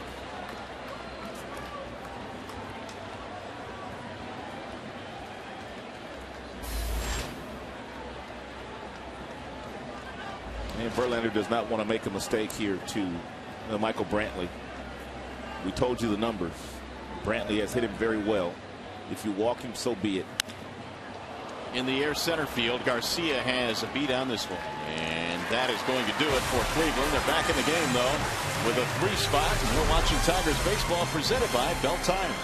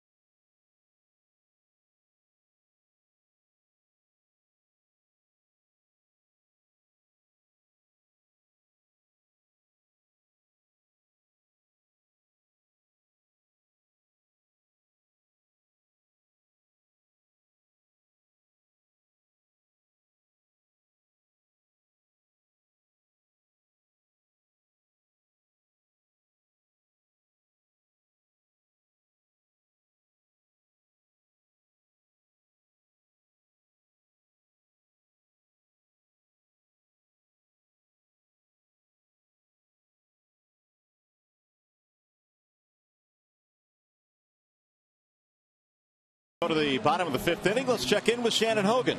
Thanks, Mario. Yeah, Jim Leyland before today's game had a lot of numbers in front of him when he was meeting with the media. We're like, Jim, what are you looking at? And he said he's getting prepared for the All-Star game. And that's, not too far away. It's going to be July 16 on Fox. I don't know if you can see me right now because the fans are very excited that there's a camera on them. Bottom line is, Jim said he knows he has some tough decisions to make, but he wants to make the best decision he can. And he realizes there's a lot of great players around. Oh, now we have a singing hot dog man. You guys, I'm just getting hammered on this hit right now. Bottom line is, Jim Leyland wants to be prepared. He knows he can't make everybody happy. Hey, I'm trying to do my job here. We can hear you. You don't need a microphone. Charlie the hot dog man, get a little aggressive tonight. I don't know about that. Anyway, Mario and Rod, I'll send it back up to you. You know what it was all about. You were there in the office, too. Shannon, you deserve combat pay for that. Standing in front of that guy. I'm going to get mustard on me somehow. I know. It's coming. It's coming somewhere. Thank you, Shannon. Boy, she put up with a lot there on that. She told him to be quiet, didn't she? I thought she would start throwing some hooks. I'm like, whoa, you don't want to get on her bad side. I need to have Shannon come over sometimes when the kids misbehave. For sure. 5-3 is our score. Bottom of the 5th inning. Victor Martinez is starting things off for Detroit. She told the hot dog man, I'm trying to work here. Charlie the hot dog guy was stunned, I think.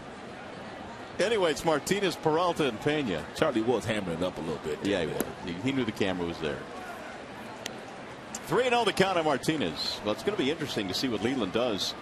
With his all-star selections, he will be able to pick 5 pitchers and then 2 additional players. And he's done his homework, and he has solicited the help, too, of some folks that have looked up some numbers.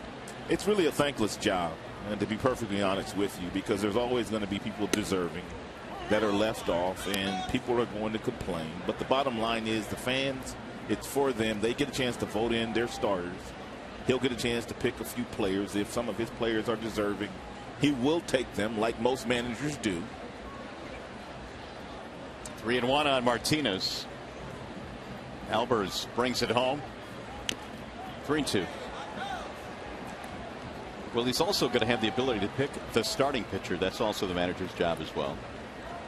But Jim Leyland will manage the American League team. If you don't know how it works, the opposing managers from the World Series from the year before manage the All-Star team the next season. A couple more real good starts by Max Scherzer, and he might put himself in a situation where he might be the starter in the All-Star game this year. He just might. How about the National League vote leaders? We showed you the American League. Over in the NL, it looks like this. Harper is having his knee checked out. He has been bothered by that all season, it seems. He got Braun and Upton in the outfield. Pretty good team with Votto. Tulowitzki's healthy again. Buster Posey. Kung Fu Panda down at third. And Brandon Phillips. What a second baseman. That guy is amazing. It's a pretty good team. Here's the 3-2. And it's hit to left. A base hit. Boy, Victor's starting to heat up now. Well, Victor is doing the same thing that he did last night. He had 2 hits in last night's game. One was a big fly to right.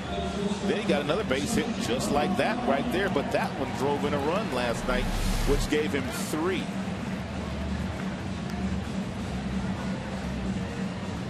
Foul line to foul line for Martinez. He goes the other way with a solid single. And there is activity in the bullpen for the Cleveland Indians. Hagedorn starting to warm up. Nick Hagedorn for Cleveland. Here's Peralta. Johnny is single and a walk. Strike 1.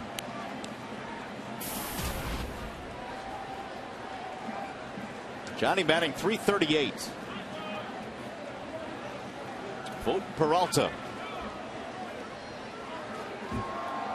among a few other Tigers you have the ability to vote for as well. Here's the 0-1 pitch. Chop foul at home plate. 0-2 on Peralta. And that one got him.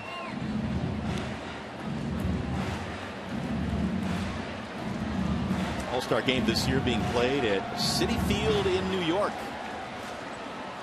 In a National League venue, there will be designated hitters for both sides, and starters have to play 3 innings.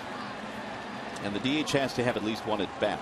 Those are some of the rules that they play the All-Star game under. Now the 0-2. Didn't go. Well, if you're Terry Francona, the last thing you wanted to happen in this game was for you to have to dip into your bullpen real early on a Friday night, knowing you've got 2 more games here. Then you got to go to Texas for a 4-game series. Yeesh. Yeah, that's not good.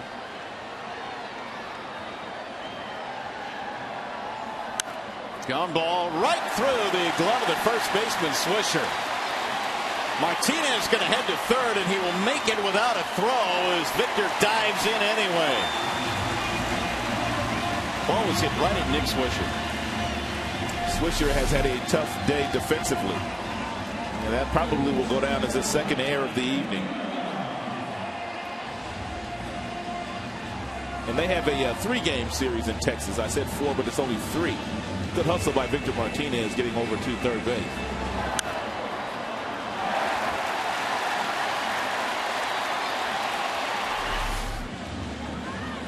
And that's going to be it for Matt Albers.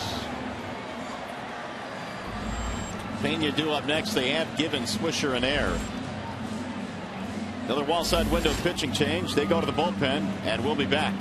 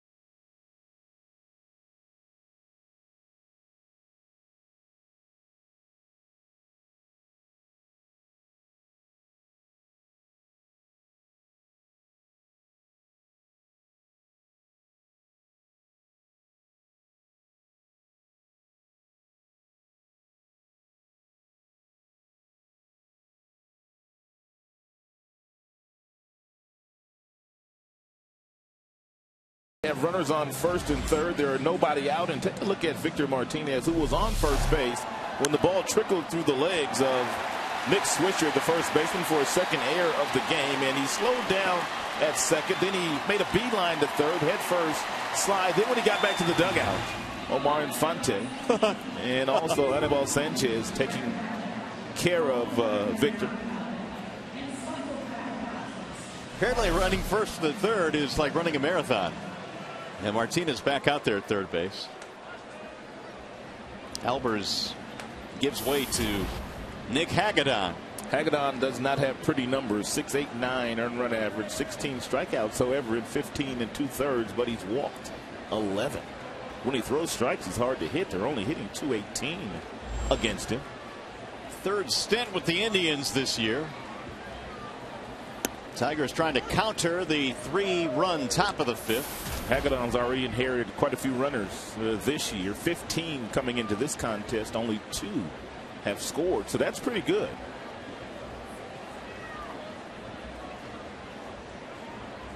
Hagedorn facing Pena, who reached on a fielder's choice and scored back in the second. Ryan takes low.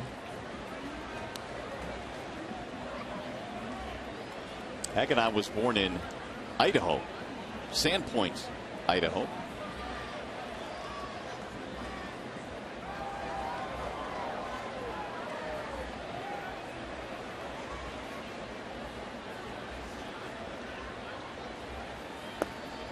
Ball low and away. One thing about Cleveland this year, they really haven't been at full strength all season. Bourne in center field, spent about 21 days on the disabled list. Vinny Pastano spent some time on the DL. Their closer now, Chris Perez, on the DL, as is Asdrubal Cabrera. But nobody's going to feel sorry for you. Bouncing ball back up the middle. Looks like 2. Aviles tags the bag 1. That is a double play. A run will score. So Martinez comes in from third base. Tigers get one of those runs back. It's now 6-3. It's the second time a reliever has come in and gotten a double play against the first batter he faced. Albers did it back in the fourth. Here's Santiago.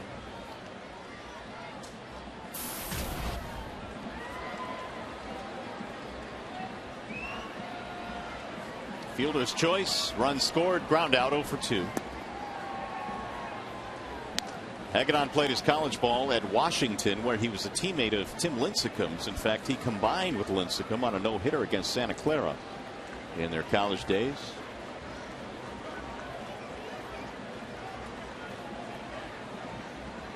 Here's the 1-0. Lifted toward left, sinking, base hit. 2-out single for Santiago.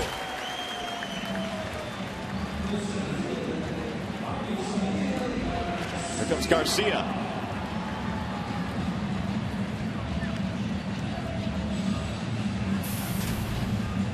Pretty good night tonight for Garcia. Double walk, run scored. I think you hit on a key point, Rod. It's really comfortable for him to be sitting in that 9 spot in the lineup. Really not a whole lot of pressure with the other pieces of artillery the Tigers have in this lineup. A lot of guys to learn from. Victor, Miggy, of course, Torrey Hunter. He can absorb a lot. He ought to be like a sponge down there, absorbing everything that he can. He's got some guys that have made all-star teams, guys that have won world championships. That would be Miggy back in 03 when he broke into the big leagues.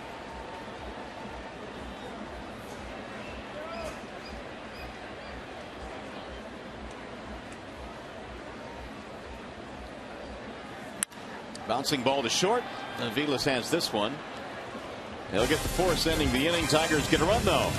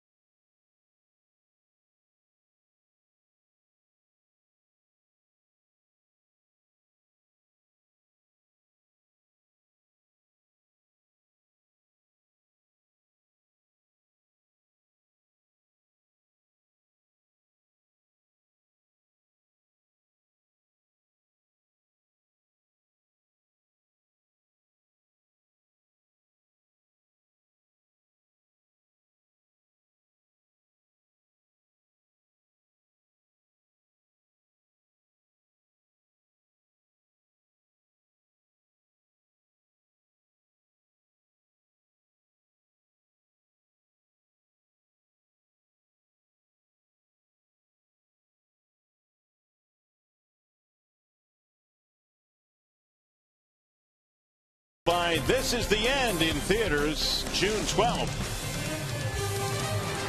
Nice shot of the RenCen downtown here in the Motor City.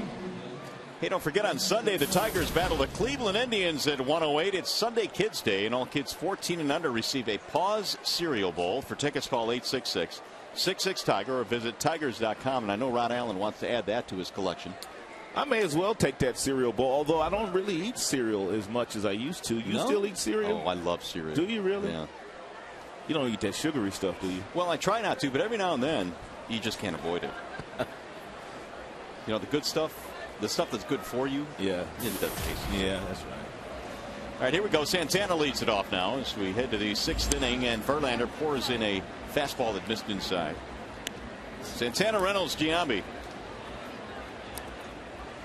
What was your favorite cereal of all time? Growing up? Yeah. I used to like Corn Puffs. I used to like Trix. Trix. All the stuff with sugar in it. Absolutely. I'm going with Blueberry. The 1-0 has popped up. Behind the plate, Pena discards the mask. Santana is out, one away. Back to the studio we go. Here's Ryan Field.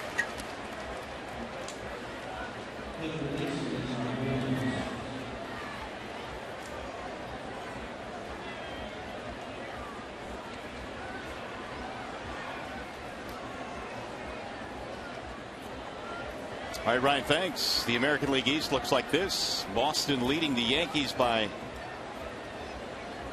1.5. Baltimore 2.5 back.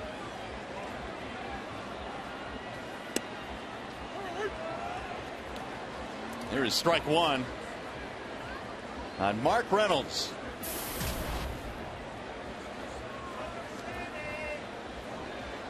Reynolds had a single and a run scored in his last at bat.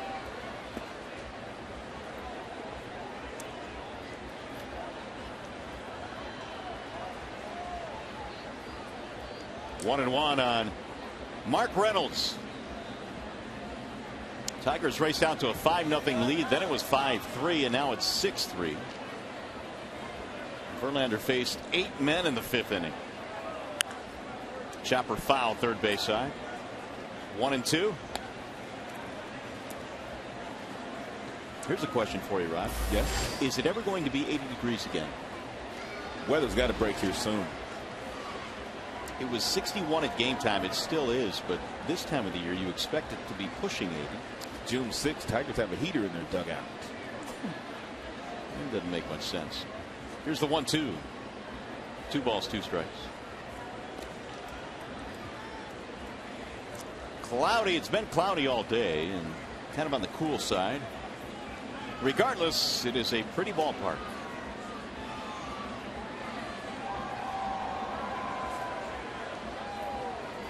Now Verlander's 2-2. 3-2.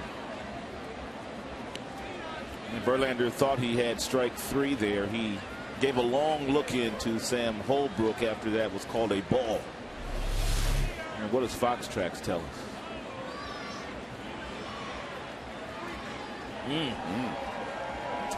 Mr. Fox Tracks disagreed. He thought it was a strike. I think it was the way that Pena caught it.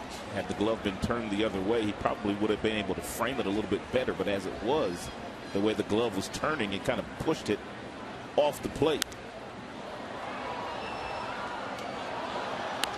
Fastball at 94 there, fouled back out of play. 3-2. Verlander had not allowed a run through the first 4, but then he gave up a leadoff single in the 5th inning, and then 4 hits later they had 3 runs. You knew the Indians would be ready to play here tonight. They just have been struggling lately. They haven't played well on the road. They were swept out of New York. They had a day off yesterday to get away from it and refresh the minds, recharge the batteries. And I think what Terry Francona has done and been very consistent at all year long is his team turning the page. Forget about yesterday, one day at a time, which is what Leland talks about all the time. Yeah, the ability to do that starts with the manager, doesn't it? One day at a time. He was asked some questions a couple days ago about how poorly they've played in the last 2 weeks. And he says, we're not even thinking about 2 weeks ago. We're thinking about the game tomorrow. This one's already done.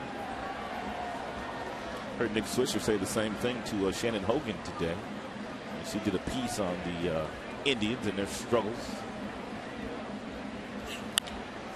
Drilled toward left. That'll drop in. It's a base hit for Mark Reynolds. 1 out single, and he is 2 for 3 in the game. 6 Cleveland hits now. And the next offering from Verlander will be pitch number 90. There's Jason Giambi. Fly out, strikeout.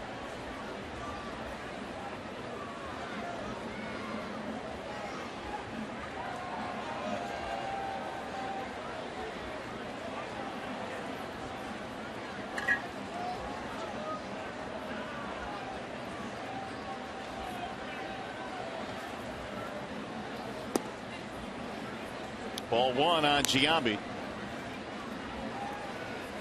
Former MVP of the American League back in his Oakland Athletic days.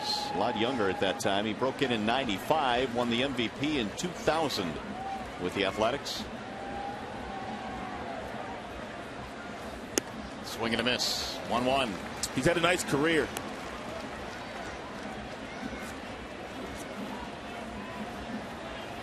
.434 homers, which is 3rd among active players.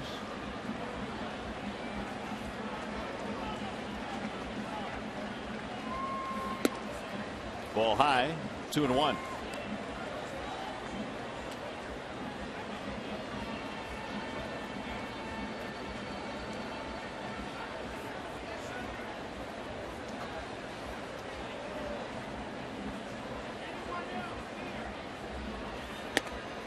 Now it's 3-1. He has faced Verlander 20 times. He is 4 for 20, but 2 of those hits are homers.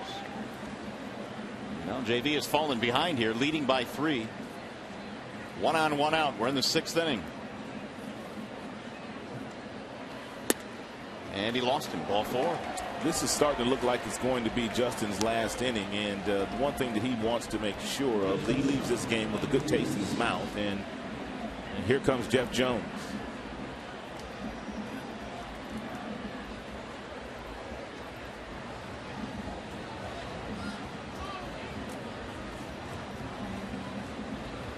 Well, as they talk about that, we will talk about this. Get ready, Fox fans. Fox Sports 1, America's new 24-hour sports network, is coming up. Fox Sports 1 will be your home for great live sports, all the news and highlights you want, and the shows and specials that only Fox could bring you. Fox Sports 1 coming August 17th. Be on the lookout. Well, the message has been delivered by Jeff Jones, and now there is activity. Downs the lefty, Ortega the righty. The one thing that Jim always talks about is the 6th inning, how that's the most difficult inning for him to manage, especially when a starter starts to struggle as to who you want to bring in that inning if you need some help in the 6th. Usually, since he's been here, the 7th, 8th, and 9th have kind of taken care of themselves, but it's that 6th inning. It's the bridge inning that's tough to get through sometimes. Yeah, and it's proving to be difficult here with 2 men on and 1 out. Justin facing Mike Aviles, who has a single and a flyout.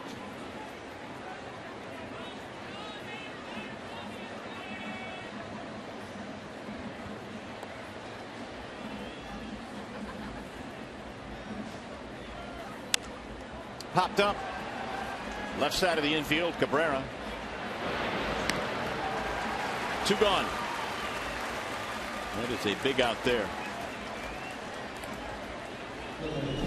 Verlander still has 95, and when he locates it where he located this last one, Aviles couldn't get to it. Got in on him, popped it straight up. He's going to bring up the number 9 hitter, Drew Stubbs. Tigers have a 6-3 lead. Half of their runs are unearned runs, all the result of 2 Swisher errors, and right now that is the difference. But the tying run is at the plate, and it's a ball low to Drew Stubbs.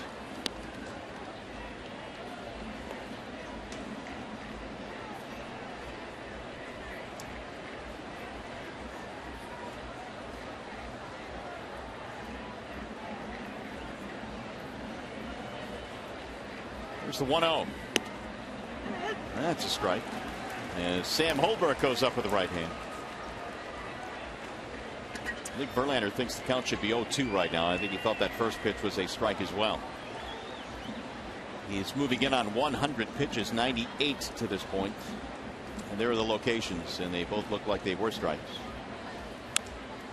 Rolled foul, 1-2.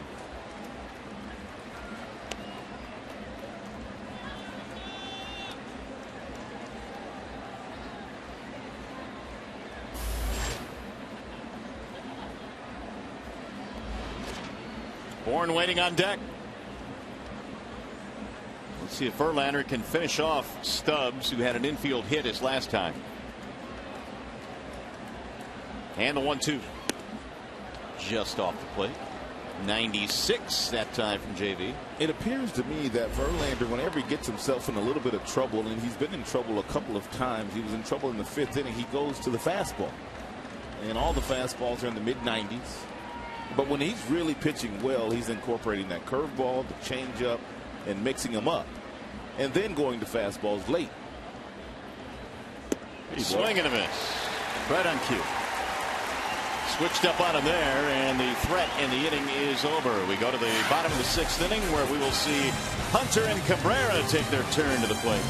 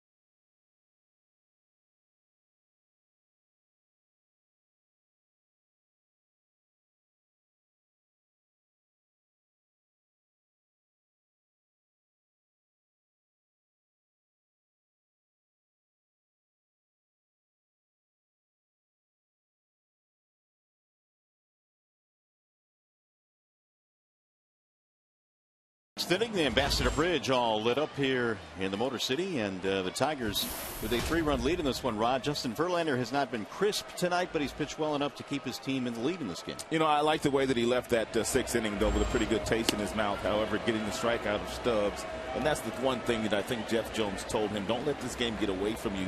You've pitched well enough to leave with a good taste in your mouth. How about Victor Martinez tonight? Good to see his bat for the 2nd straight night start to pound the baseball. You know, he looks the best to me he's looked all year. His legs are really underneath him now, and he's really turning on some really good fastballs inside. 2 homers in back-to-back days, a couple of knocks the other way, running well, getting over to third base on the air by Swisher. He looks like he's healthy now and performing very well. Yeah, that's a good sign for the Tigers, who maintain the lead in this game. But these Cleveland Indians, they're not going anywhere. They are, and you talked about this because this is an Indians team that has struggled. However, they have decided they're showing up here tonight. They played a pretty good game. Well, they know that if they're going to stay in this race, they're going to have to beat on teams like the Tigers, and they came in pretty confident against Verlander too. Verlander's had 2 starts against them this year. He's won 1 and lost 1, but they've gotten quite a few hits against Justin. Andy Dirks floats one toward the left side of the infield. Sliding play by Mark Reynolds. Dirks is out. 1 gone here in the 6th inning. That'll bring up Hunter. Also going to bring Terry Francona out. Looks like Hagedorn is done. And the right-hander warming up Shaw, it appears, will be coming into this game. So another pitching change. We step aside. 6-3 Detroit.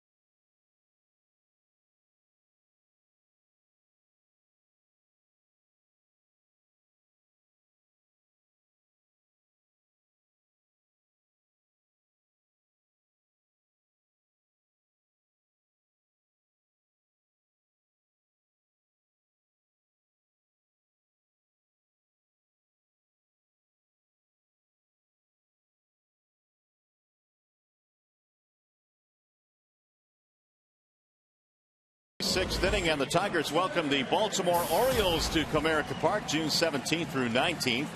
Tickets are available for all three games. Call 866-66-TIGER or visit tigers.com. Brian Shaw is the new pitcher now for the Cleveland Indians. And Shaw's got 4 pitches. He's got a cut fastball. He also has a 4-seamer that'll get up to 95. He's got a slider. He also has a splitter and a curveball. Likes to start most right-handers with that fastball up in the strike zone and away. Torrey tonight is 3 for 3. A couple of singles, a double, and an RBI. This is Hunter's first 3-hit game since he went 4 for 5 against Houston way back on May 4th. Tigers won that game 17-2. That's in there, strike 1-1. And it came just in the nick of time for Torrey because he was 0 for his last 14. He has come alive here tonight. Shaw ready with a 1-1. Swing and a miss. Good breaking ball. And Torrey got off to such a great start this year in the month of April, and that he could withstand an 0 for 14 and still be above 300.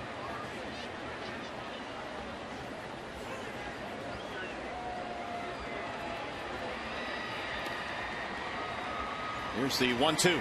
Swing and a miss. Shaw disposes of Torrey with a 95-mile-an-hour fastball. 2 outs. Now Miguel Cabrera.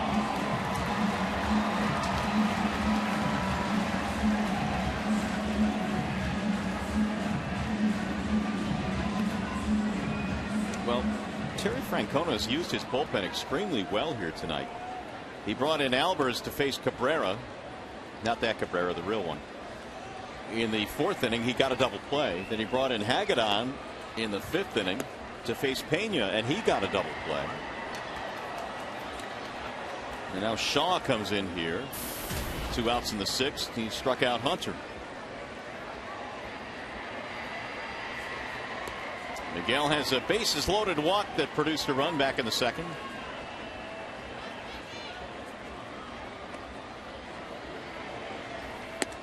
Checked it. Did he go? Negative. Andy Fletcher down at first base. 1-1.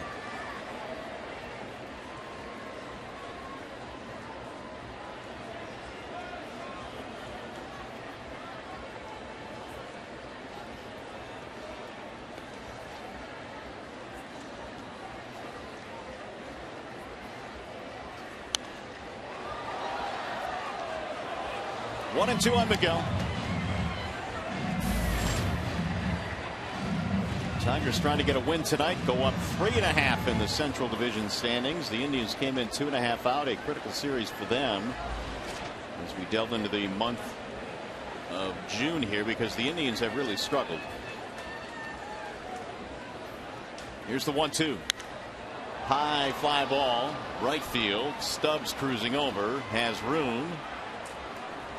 And that's it for Detroit. They go 1-2-3, and we are headed to the 7th.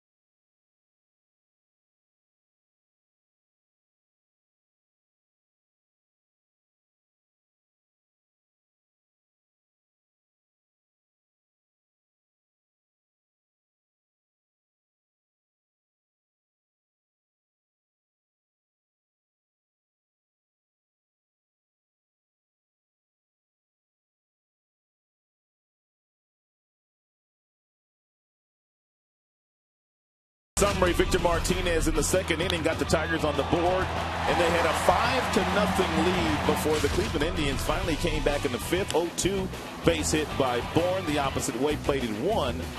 And then you have a double to right field. Corey Hunter will tell you probably should have caught that ball, but it was a double, 2 more runs. Verlander settled down, and he got the last out to get out of that inning. And then the Tigers have also scored another run to give them 6 with a ground out. So JV back to the hill now as we go to the 7th, and he is protecting a 6-3 lead. Facing the top of the lineup, it'll be Bourne, Kipnis, and Swisher. 102 pitches into this game for Mr. Verlander. Here's the 0-1, and it's fouled off. 0-2.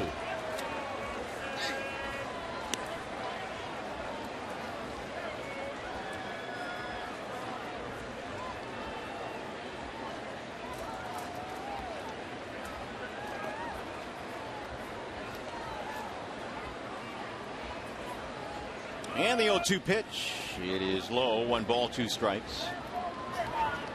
Verlander's got a lot longer leash than the other Tiger starters. He's already at 100 going into the 7th, but Max was at 100 yesterday after 7, and he was pulled by the skipper. You think ace status brings that longer leash? I guess so, but Max is quietly getting himself into that same conversation. Michael Bourne down on strikes. Yeah, I agree, especially when you look at his numbers and what he did yesterday. Oh, Mad Max has just been on one really all year long, able to spot that fastball, repeat his delivery to get to 96, 97. The changeup and the curve and the slider are nearly unhittable pitches. He throws from that low 3/4 arm slot, and the fastball's got a lot of run to it. 7 innings. He struck out 9, gave up 1 run. Fastball in for a strike. Tigers have not lost this year in 12 starts by Max. He's 8-0 with 100 strikeouts. Kipnis the batter. Right back up the middle.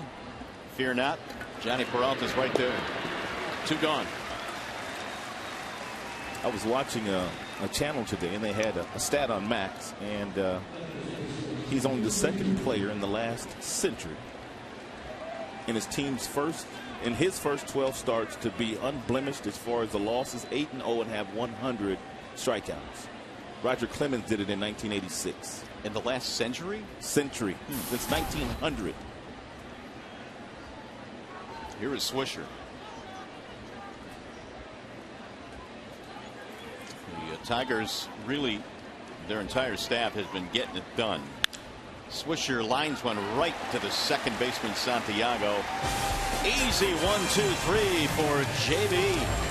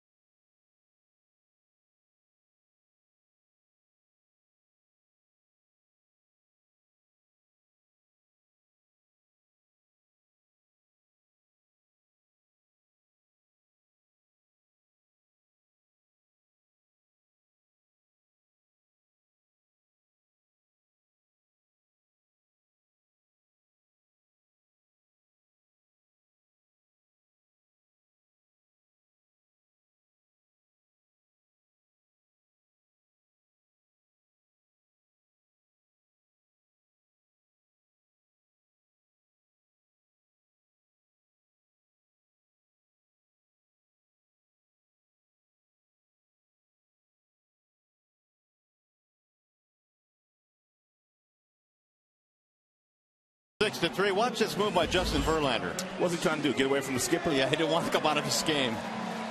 Skipper will find him, though. Justin taking a different set of stairs, and now he's finally caught up to by Mr. Leland, who says you're done for the night.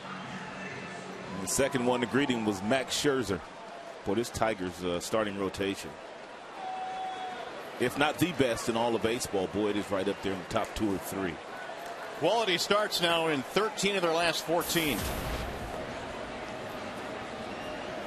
Here is Prince Fielder as we go to the bottom of the 7th inning. Breaking ball from Shaw, missing low. Fielder, Martinez, and then Peralta. 6-9-0 for Detroit. The Indians 3-7-2.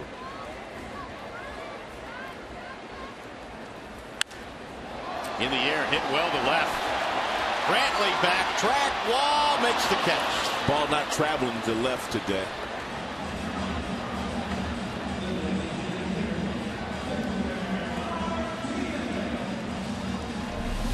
Pretty good swing here by the Prince, and plenty of room for Brantley as well.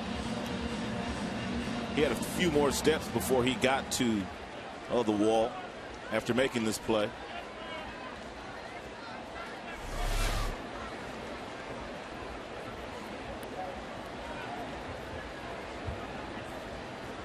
One out for Victor Martinez. Single homer, 2 runs scored, and an RBI tonight. In for a strike.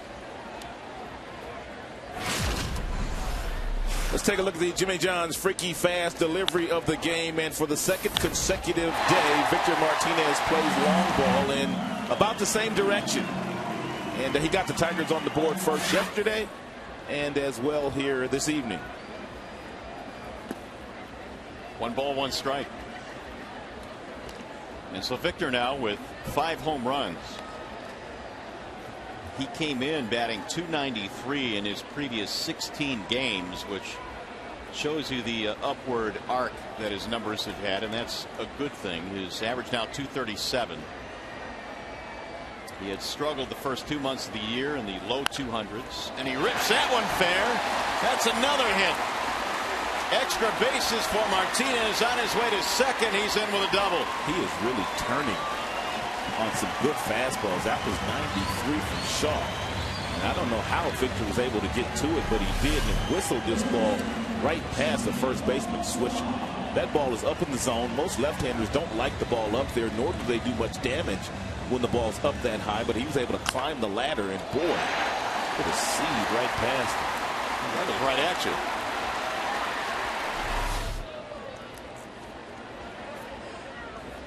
Tenth double of the year for Martinez. Victor now with 3 hits. And that's an even 10 hits for the Tigers. Here's Peralta. I'm going to bring something up now, and I just want you to let me know what you think about this. Victor has a single, double, and a homer. He's a triple shy of the cycle. Victor. Negative. Even if it's hit the triples alley? Negative. That's in the shallow right field. And caught by Stubbs. I'd love to see him do it, though. He would have to bounce off the wall a couple of times. And Bourne and Stubbs and Brantley'd have to fall down. Rich Hill is warming up. And it looks like Francona's coming out again.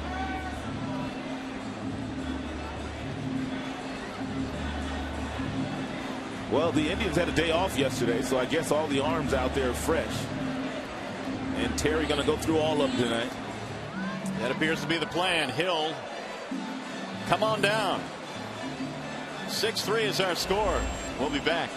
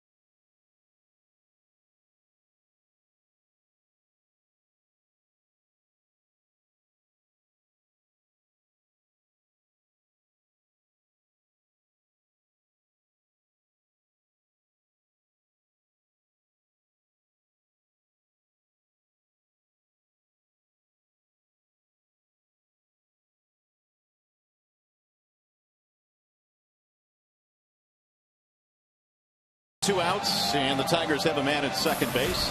MLB.com at Pat is the #1 source for live baseball everywhere you go. Available for iPhone, iPad, Android, and BlackBerry 10. At Bat delivers Detroit Tigers baseball with live audio, pitch tracking, stats, news, highlights, and more. Text at Bat to 31826. Just like she's doing right there. See, look at these stats. Got a new pitcher now for the Cleveland Indians. He is left-handed. His name is Rich Hill. Elevated numbers for Hill. Earned run average is over 8 in 23 games pitched this year. No record. Opponent's batting average also real high against Rich. He's got a fastball. He's got a curveball, and he also has a slider. Fastball gets up to 92. Victor with a 2-base hit. Now Pena will try to deliver him here with 2 outs.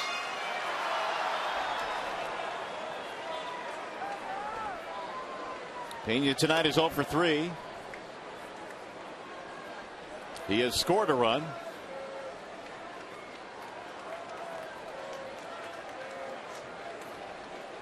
Tigers have 10 hits and the Indians have 7.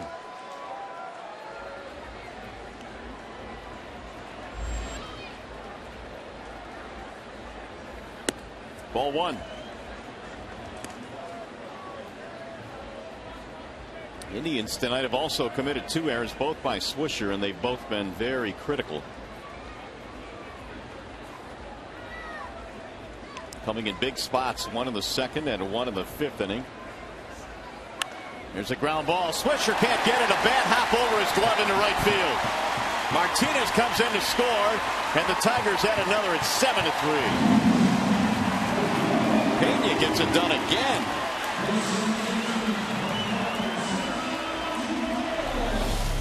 A lucky bounce here for Pena. Looked like Nick Swisher was going to make that play, at least with a dive, had it stayed down, but I don't know exactly what it hit. Might have hit the lip of the grass, but it jumped right over the glove of Nick the Quick. RBI single for Brian Pena. Martinez comes around to score. Here's Santiago. Ball 1. I kind of like the way the Tigers are tacking on some runs here today. Scored 3 in the 2nd, 2 in the 4th, 1 in the 5th, now 1 more here in the 7th. Especially after the Indians countered with 3 in the 5th inning. They got right back into this game. In fact, they were down by 2 with runners at 2nd and 3rd. Verlander got out of that frame, and then the offense went to work again. 7-3 Detroit.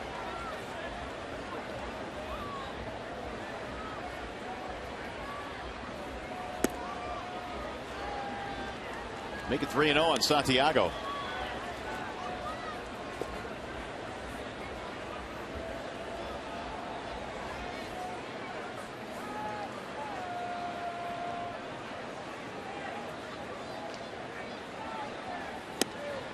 That's in there.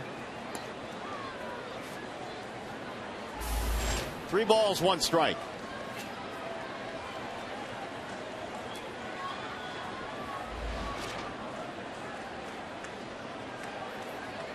They got it picked off. Pena's on his way to 2nd now, getting a run down. He's going to put the brakes on, head back to 1st. Now he's going to head back to 2nd. Now he's going to get tagged out. Somewhat comical.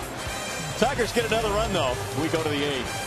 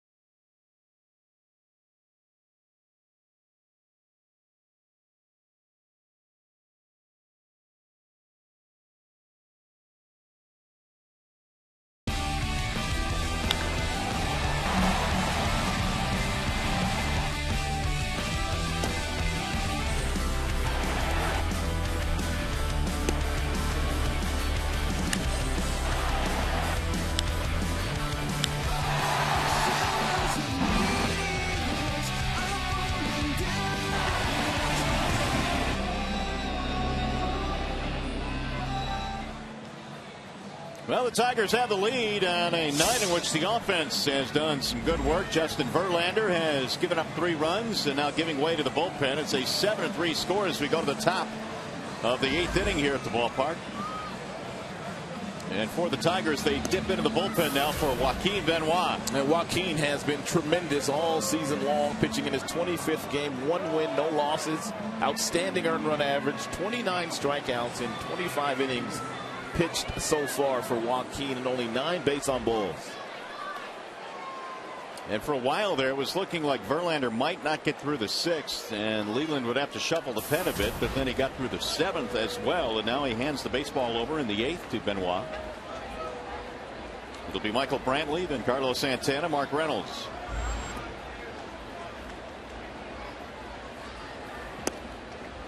Benoit delivers a strike. 8th inning is underway. Brantley is 0 for 3.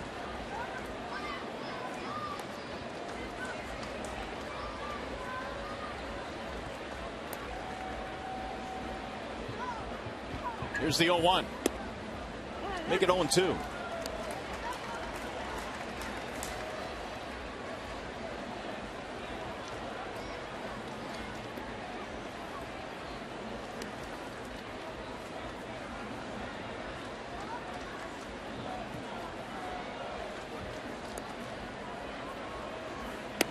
Ball high. 1 ball, 2 strikes. That was just a waste pitch there by Joaquin. 0-2. Wanted to see if Brantley would chase it. He can go a couple different ways now. He can come back with another fastball and spot it outside, or he can go to that Vulcan changeup, but faded. He's got to get it down. Boy, did he get it down. Hit the plate with it. 2-2.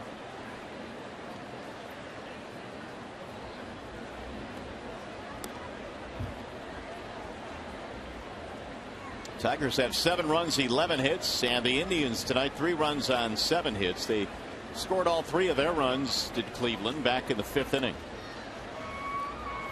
Each team has left 6 so far in this game.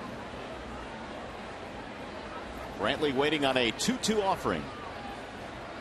Here it is. Bouncing ball first base side. Prince has it. Benoit covers. 1 out in the 8th.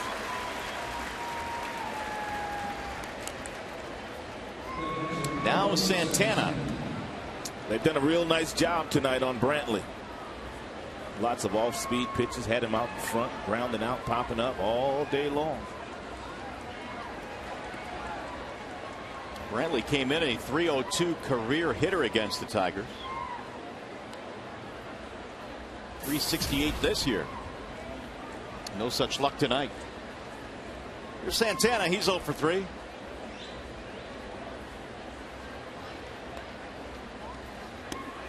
Bends away from a strike. 0-1. Couple of ground balls and a pop-up for Carlos Santana.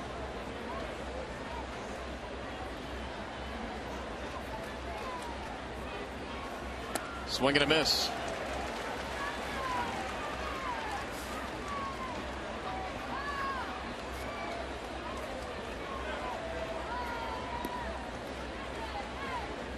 Verlander goes 7. Benoit takes over here in the 8th.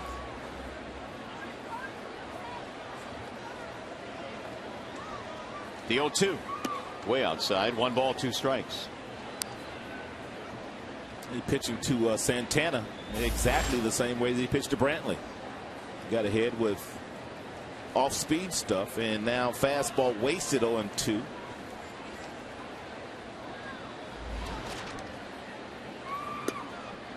Ooh, but he just missed there. 2-2. Ricky Porcello tomorrow. Anibal Sanchez Sunday. The final 2 games in the series. On to KC and then Minnesota on the next road trip. Back on the road again.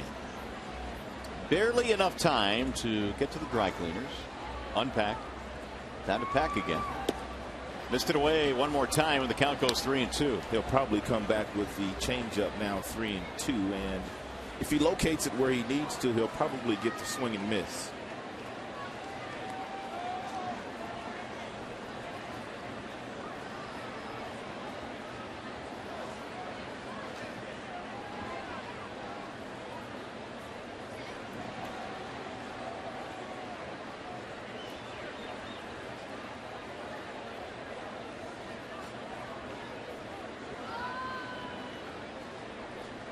And the 3-2 pitch popped up.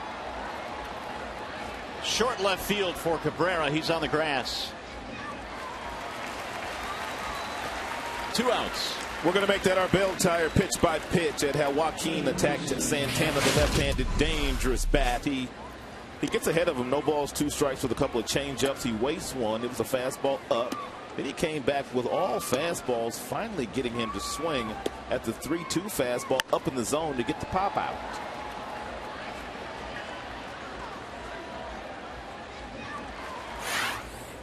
That'll bring up Reynolds now with 2 away. Nobody on here in the 8th.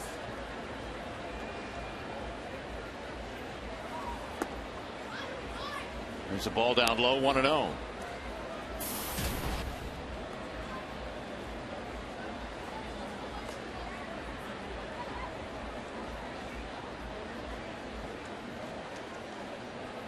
Reynolds singles in each of his last 2 at-bats. There's a strike called, 1-1. This, by the way, is the 500th career appearance for Joaquin Benoit in the big leagues. Who would have thunk it? Joaquin had a lot of injuries early in his career. That's a good point. A lot of injuries with Texas. He started in those days, injured a lot. Just off the plate. We've well documented the fact that he resurrected his career and pitching for Tampa 4 years ago. He went to spring training as a non-roster player that year for Tampa. Started the season in the minors, came up real early and never looked back. No, and it was that season that earned him a 3-year contract with Detroit. Here's the 2-1. Off the end of the bat, back to Joaquin. Underhand toss for a 1-2-3 inning. We are headed to the bottom of the 8th. Tigers on top tonight, 7-3.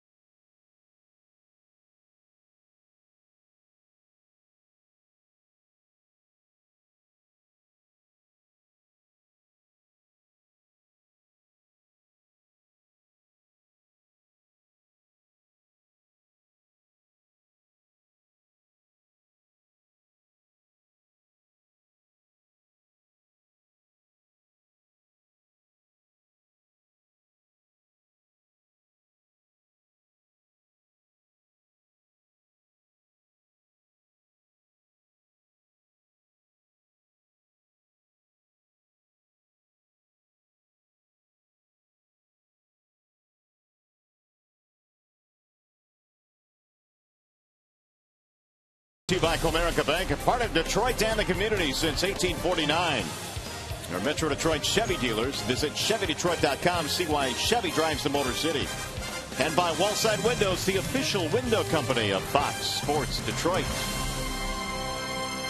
We do want to remind you that as soon as the game ends, our coverage continues. Tigers Live postgame coming up. Hear from the skipper, Jim Leland, all his thoughts on this one. Hopefully a Tigers win. You'll hear from the players as well. And we'll break this one down. Tigers Live immediately after the game. You can see it right here on Fox Sports Detroit.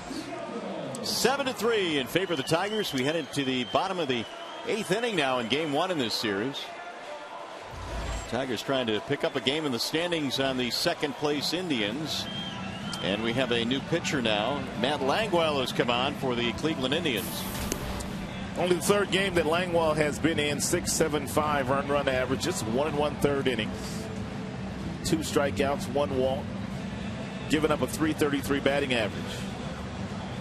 Made his major league debut On the 2nd of June against Tampa, gave up a home run to Evan Longoria in that game.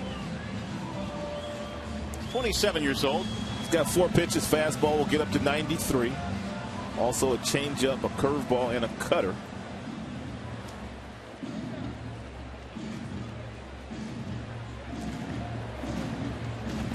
We'll be facing Santiago, then Garcia, and then Dirks as we head to the bottom of the 8th. Here's the box score for the Tigers. Torrey Hunter a 3-hit night. Likewise, Victor Martinez. Santiago is 1 for 3 with a run scored.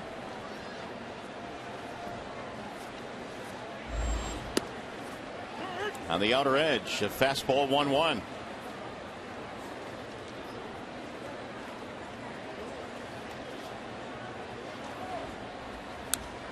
Five relievers used tonight by Terry Francona as his starter.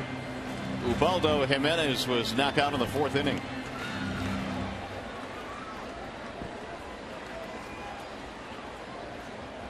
Here's the 1-2, and it's lifted in the air. Left center field. Michael Bourne cruising back. It's the first out of the bottom of the 8th. Well, here is the upcoming pitching matchup presented by Gordon Chevrolet, and this ought to be a pretty good win tomorrow night. Yeah, Porcello has pitched really well lately. He's won 2 games, lost 3, but that ERA continues to come down each outing. Doesn't walk many, only 11 walks for Porcello, 47 strikeouts. However, Justin Masterson, as good as he is, and he can be overpowering, he has walked 34 this year, but he struck out 88, and he's won 8 games. It's a 4 o'clock start tomorrow here at the ballpark. Our pregame show begins at 3, and Masterson will toe the slab for the Tribe. They call him Masty. And boy, does he have some heavy sink at about 95, 96 miles an hour. He's a big boy, too. He'll take his turn against this Tigers offense, which has put up 7 runs on 11 hits tonight. Garcia's had a nice night. Walk, double, run scored.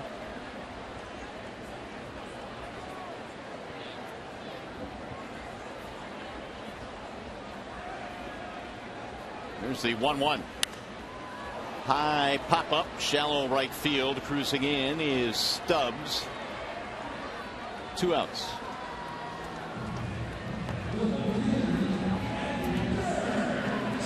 We'll bring up Andy Dirks. Dirks tonight 1 for 4 RBI single and a run scored.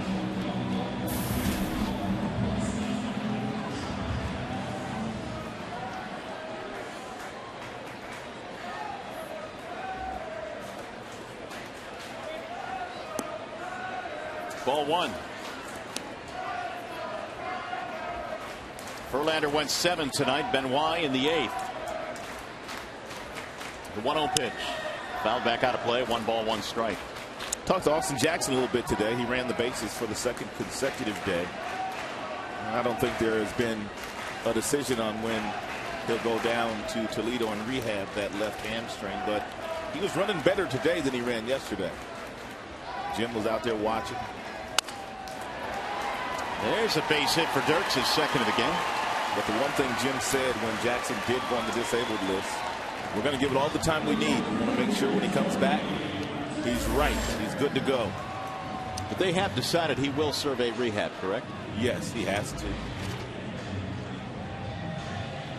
They could certainly use him back in that leadoff slot. The Tigers have done some pretty good work, and a couple of guys filling in, namely Dirks and Infante. Torrey's had a 3-hit night, including a double.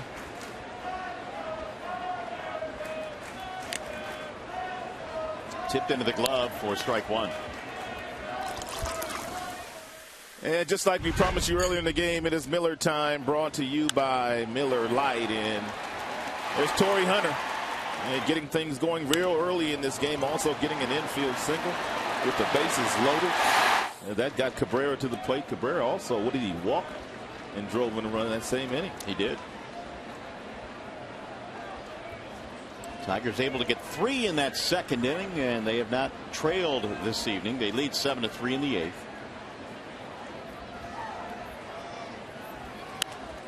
Fouled away, and the count is 0-2 on Torrey Hunter.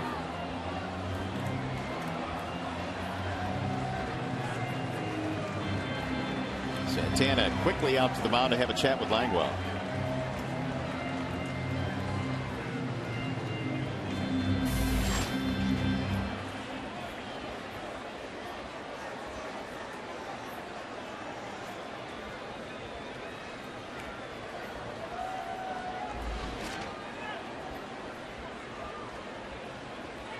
Torrey's average up over 300 now, 306 with his 3-hit night. Pitch out. Dirks was planted at first base.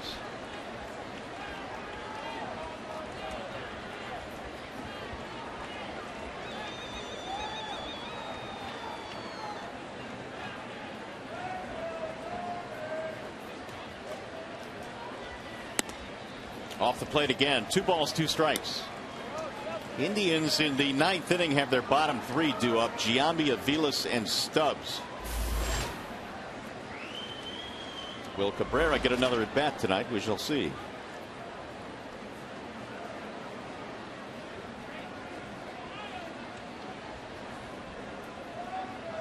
Here's the 2-2. Fouled straight back.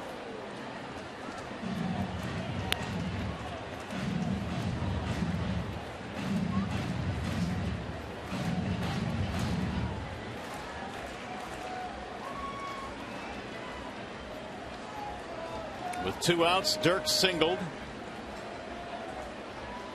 giving Hunter a chance.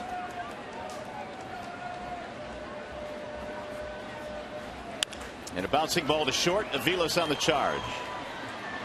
They'll get the out at first base to end the inning. On to the 9th we go, with the Tigers up 7-3.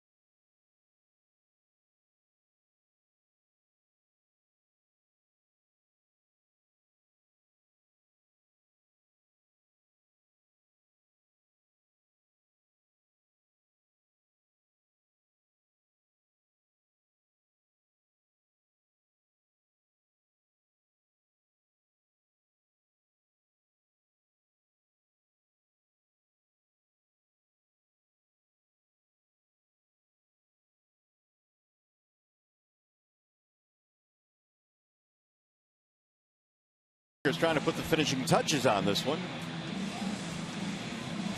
Today's whiff of the game is brought to you by Head and Shoulders, and it was all about Justin Verlander. Verlander probably not quite where he wants to be, but still pretty good enough. And he had 6 strikeouts in the game, all different pitches. That was a fastball, another fastball, also some good changeups and breaking balls to get strikeouts.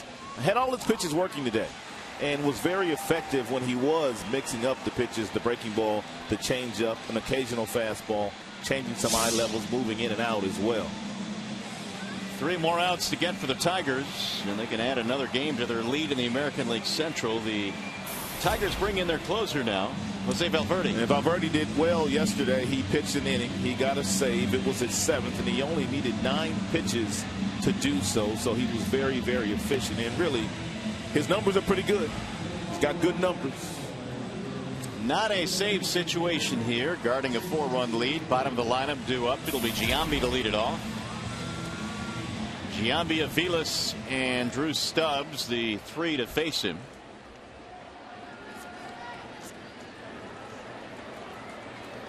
Giambi in this game has a strikeout, flyout, and a walk. He is 0 for 2 against Valverde.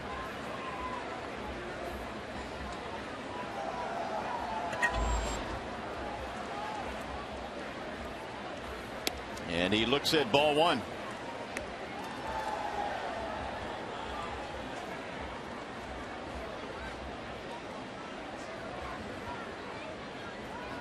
A 9-pitch inning yesterday to save the ball game against the Rays.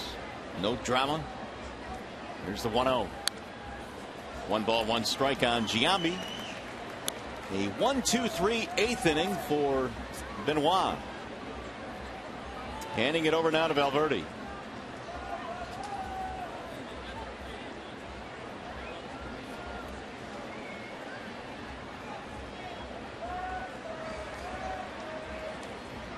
Here's the 1-1. Swing and a miss. He couldn't hold up.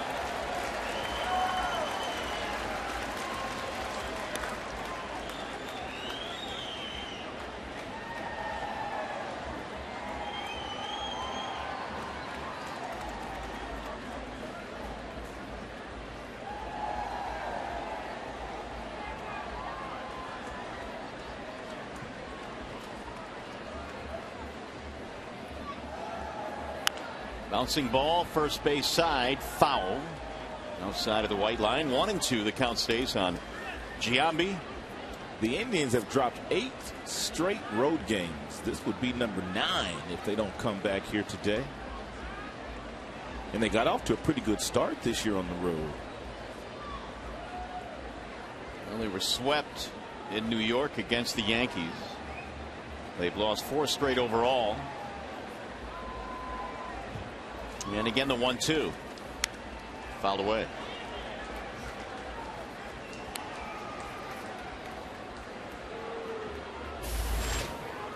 The Indians just can't win in New Yankee Stadium. They've lost 12 of 13 in the New Yankee Stadium. Whoa.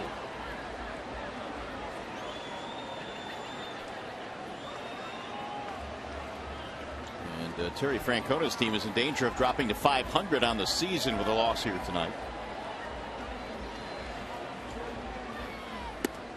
Low, 2 balls, 2 strikes.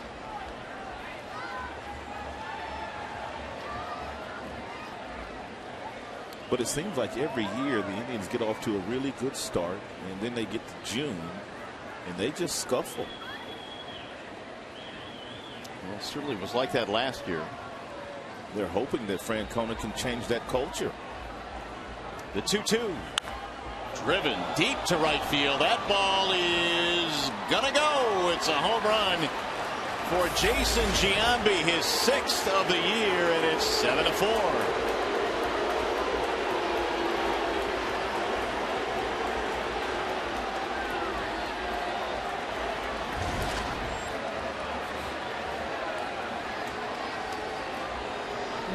It's a split-fingered fastball that kind of dropped right down into the happy zone of Jason Giambi, and he went down to get it, and he golfed it out of here.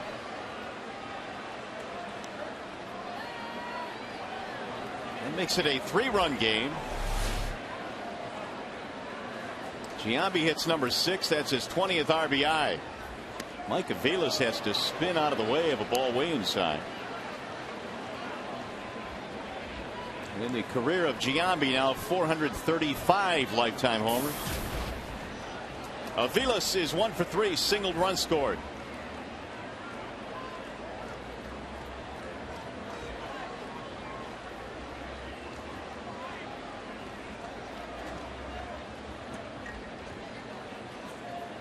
Here's the 1-0.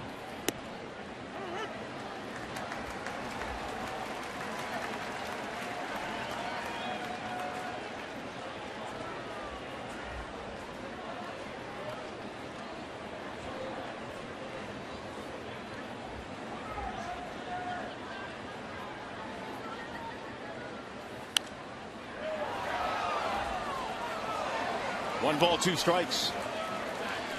Well, Benoit made his 500th career appearance tonight. Valverde is making his 600th career appearance in the major leagues.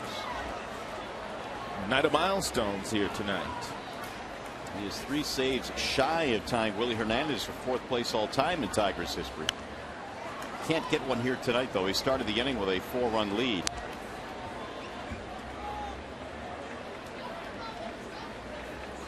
One and 2 on Mike Aviles.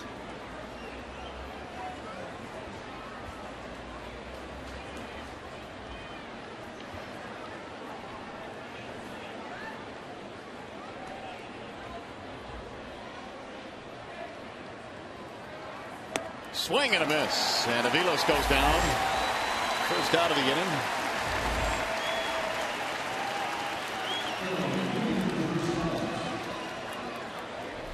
Aviles got some pretty good swings at the Valverde fastball when they were down, but he climbed the ladder at 92 miles an hour. Aviles couldn't catch up to that one.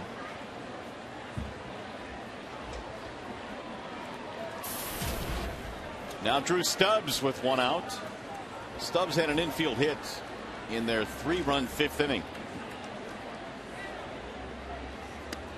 Inside 1-0. Stubbs also a strikeout, ground out.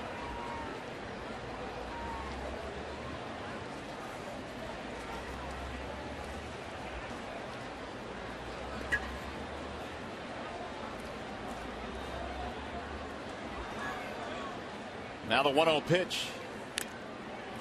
Fouled off. 1 ball and 1 strike.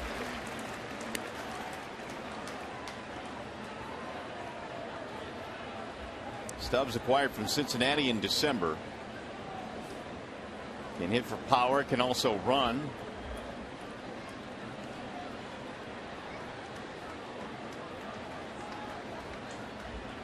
Here's the 1-1. Fouled away. Since the Giambi home run on the split-fingered fastball, Valverde has thrown nothing but 4-seam fastballs or 2-seamers.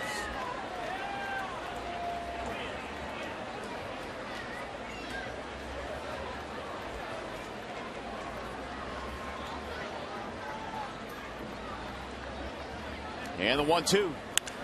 High drive into left field. Dirk's going back. Track, wall, and that one is gone. He might need to get rid of that splitter. That's another one. And now it's 7-5. 2 solo shots in this inning for the Indians. Drew Stubbs also homered in the Bronx on Saturday. And Valverde knew that was gone as soon as it left the bat of Drew Stubbs. Stubbs almost one-handed that ball out. Into the bullpen. It has tightened considerably. It's now a 2-run game, and here is Michael Bourne. Ball 1. Yeah, you got to keep him off the base pass because he's the kind of guy that has stolen a lot of bases. And he would present problems for Valverde. And because his attention would be divided between Bourne and Kipnis, and that's not good late in the game. In the air to left field. Dirks on the run. He'll get there in front of the warning track. 2 outs.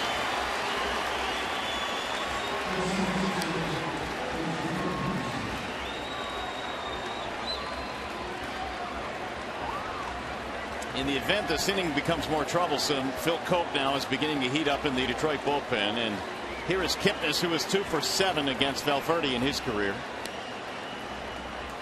There is the left-hander Cope.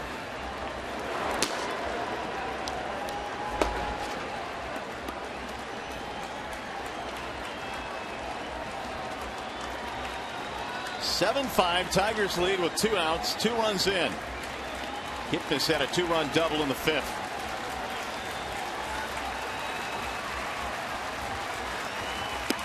Check swing, ball 1.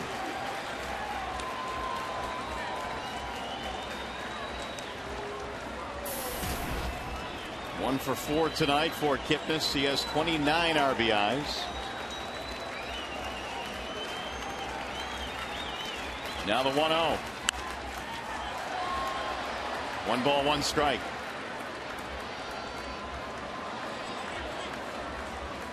Homers by Giambi and Stubbs. Fortunately, both solo shots.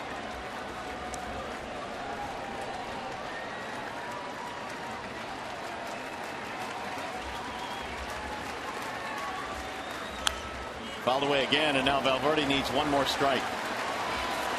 Here comes the crowd of 39,008 on their feet.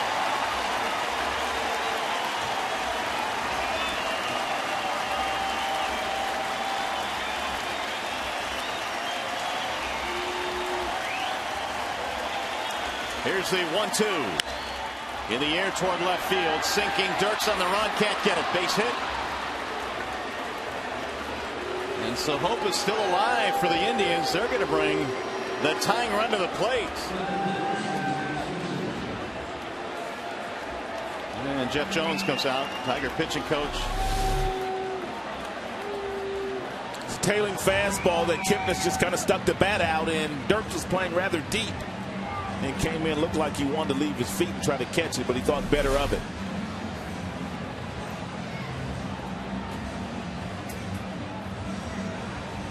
And that gives the Indians an even 10 hits.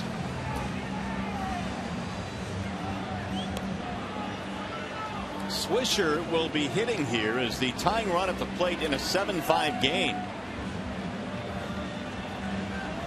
He's hit 1 home run in his career against Valverde, 2 for 7 overall.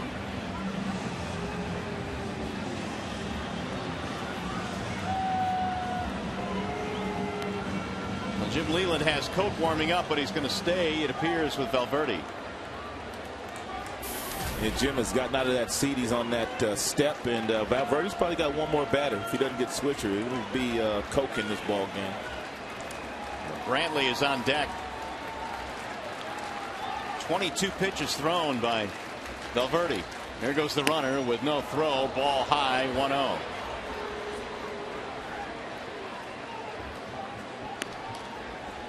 So Kipnis gets to second base. Swisher in these situations, 7th inning and beyond, only 173.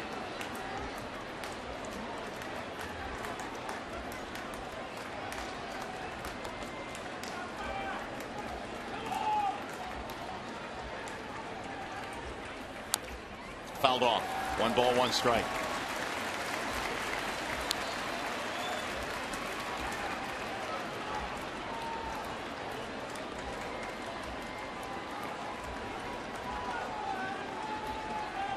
That last out has become difficult. Home runs by Giambi and Stubbs, making a 4-run lead a 2-run lead. Swing and a tip into the glove. 1-2 on Swisher.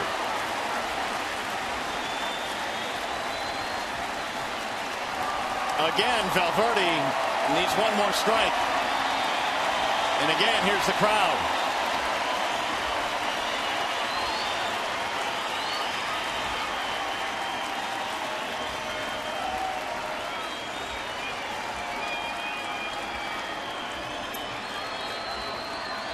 Here's the 1-2. Bouncing ball, second base side. Santiago, and the Tigers win.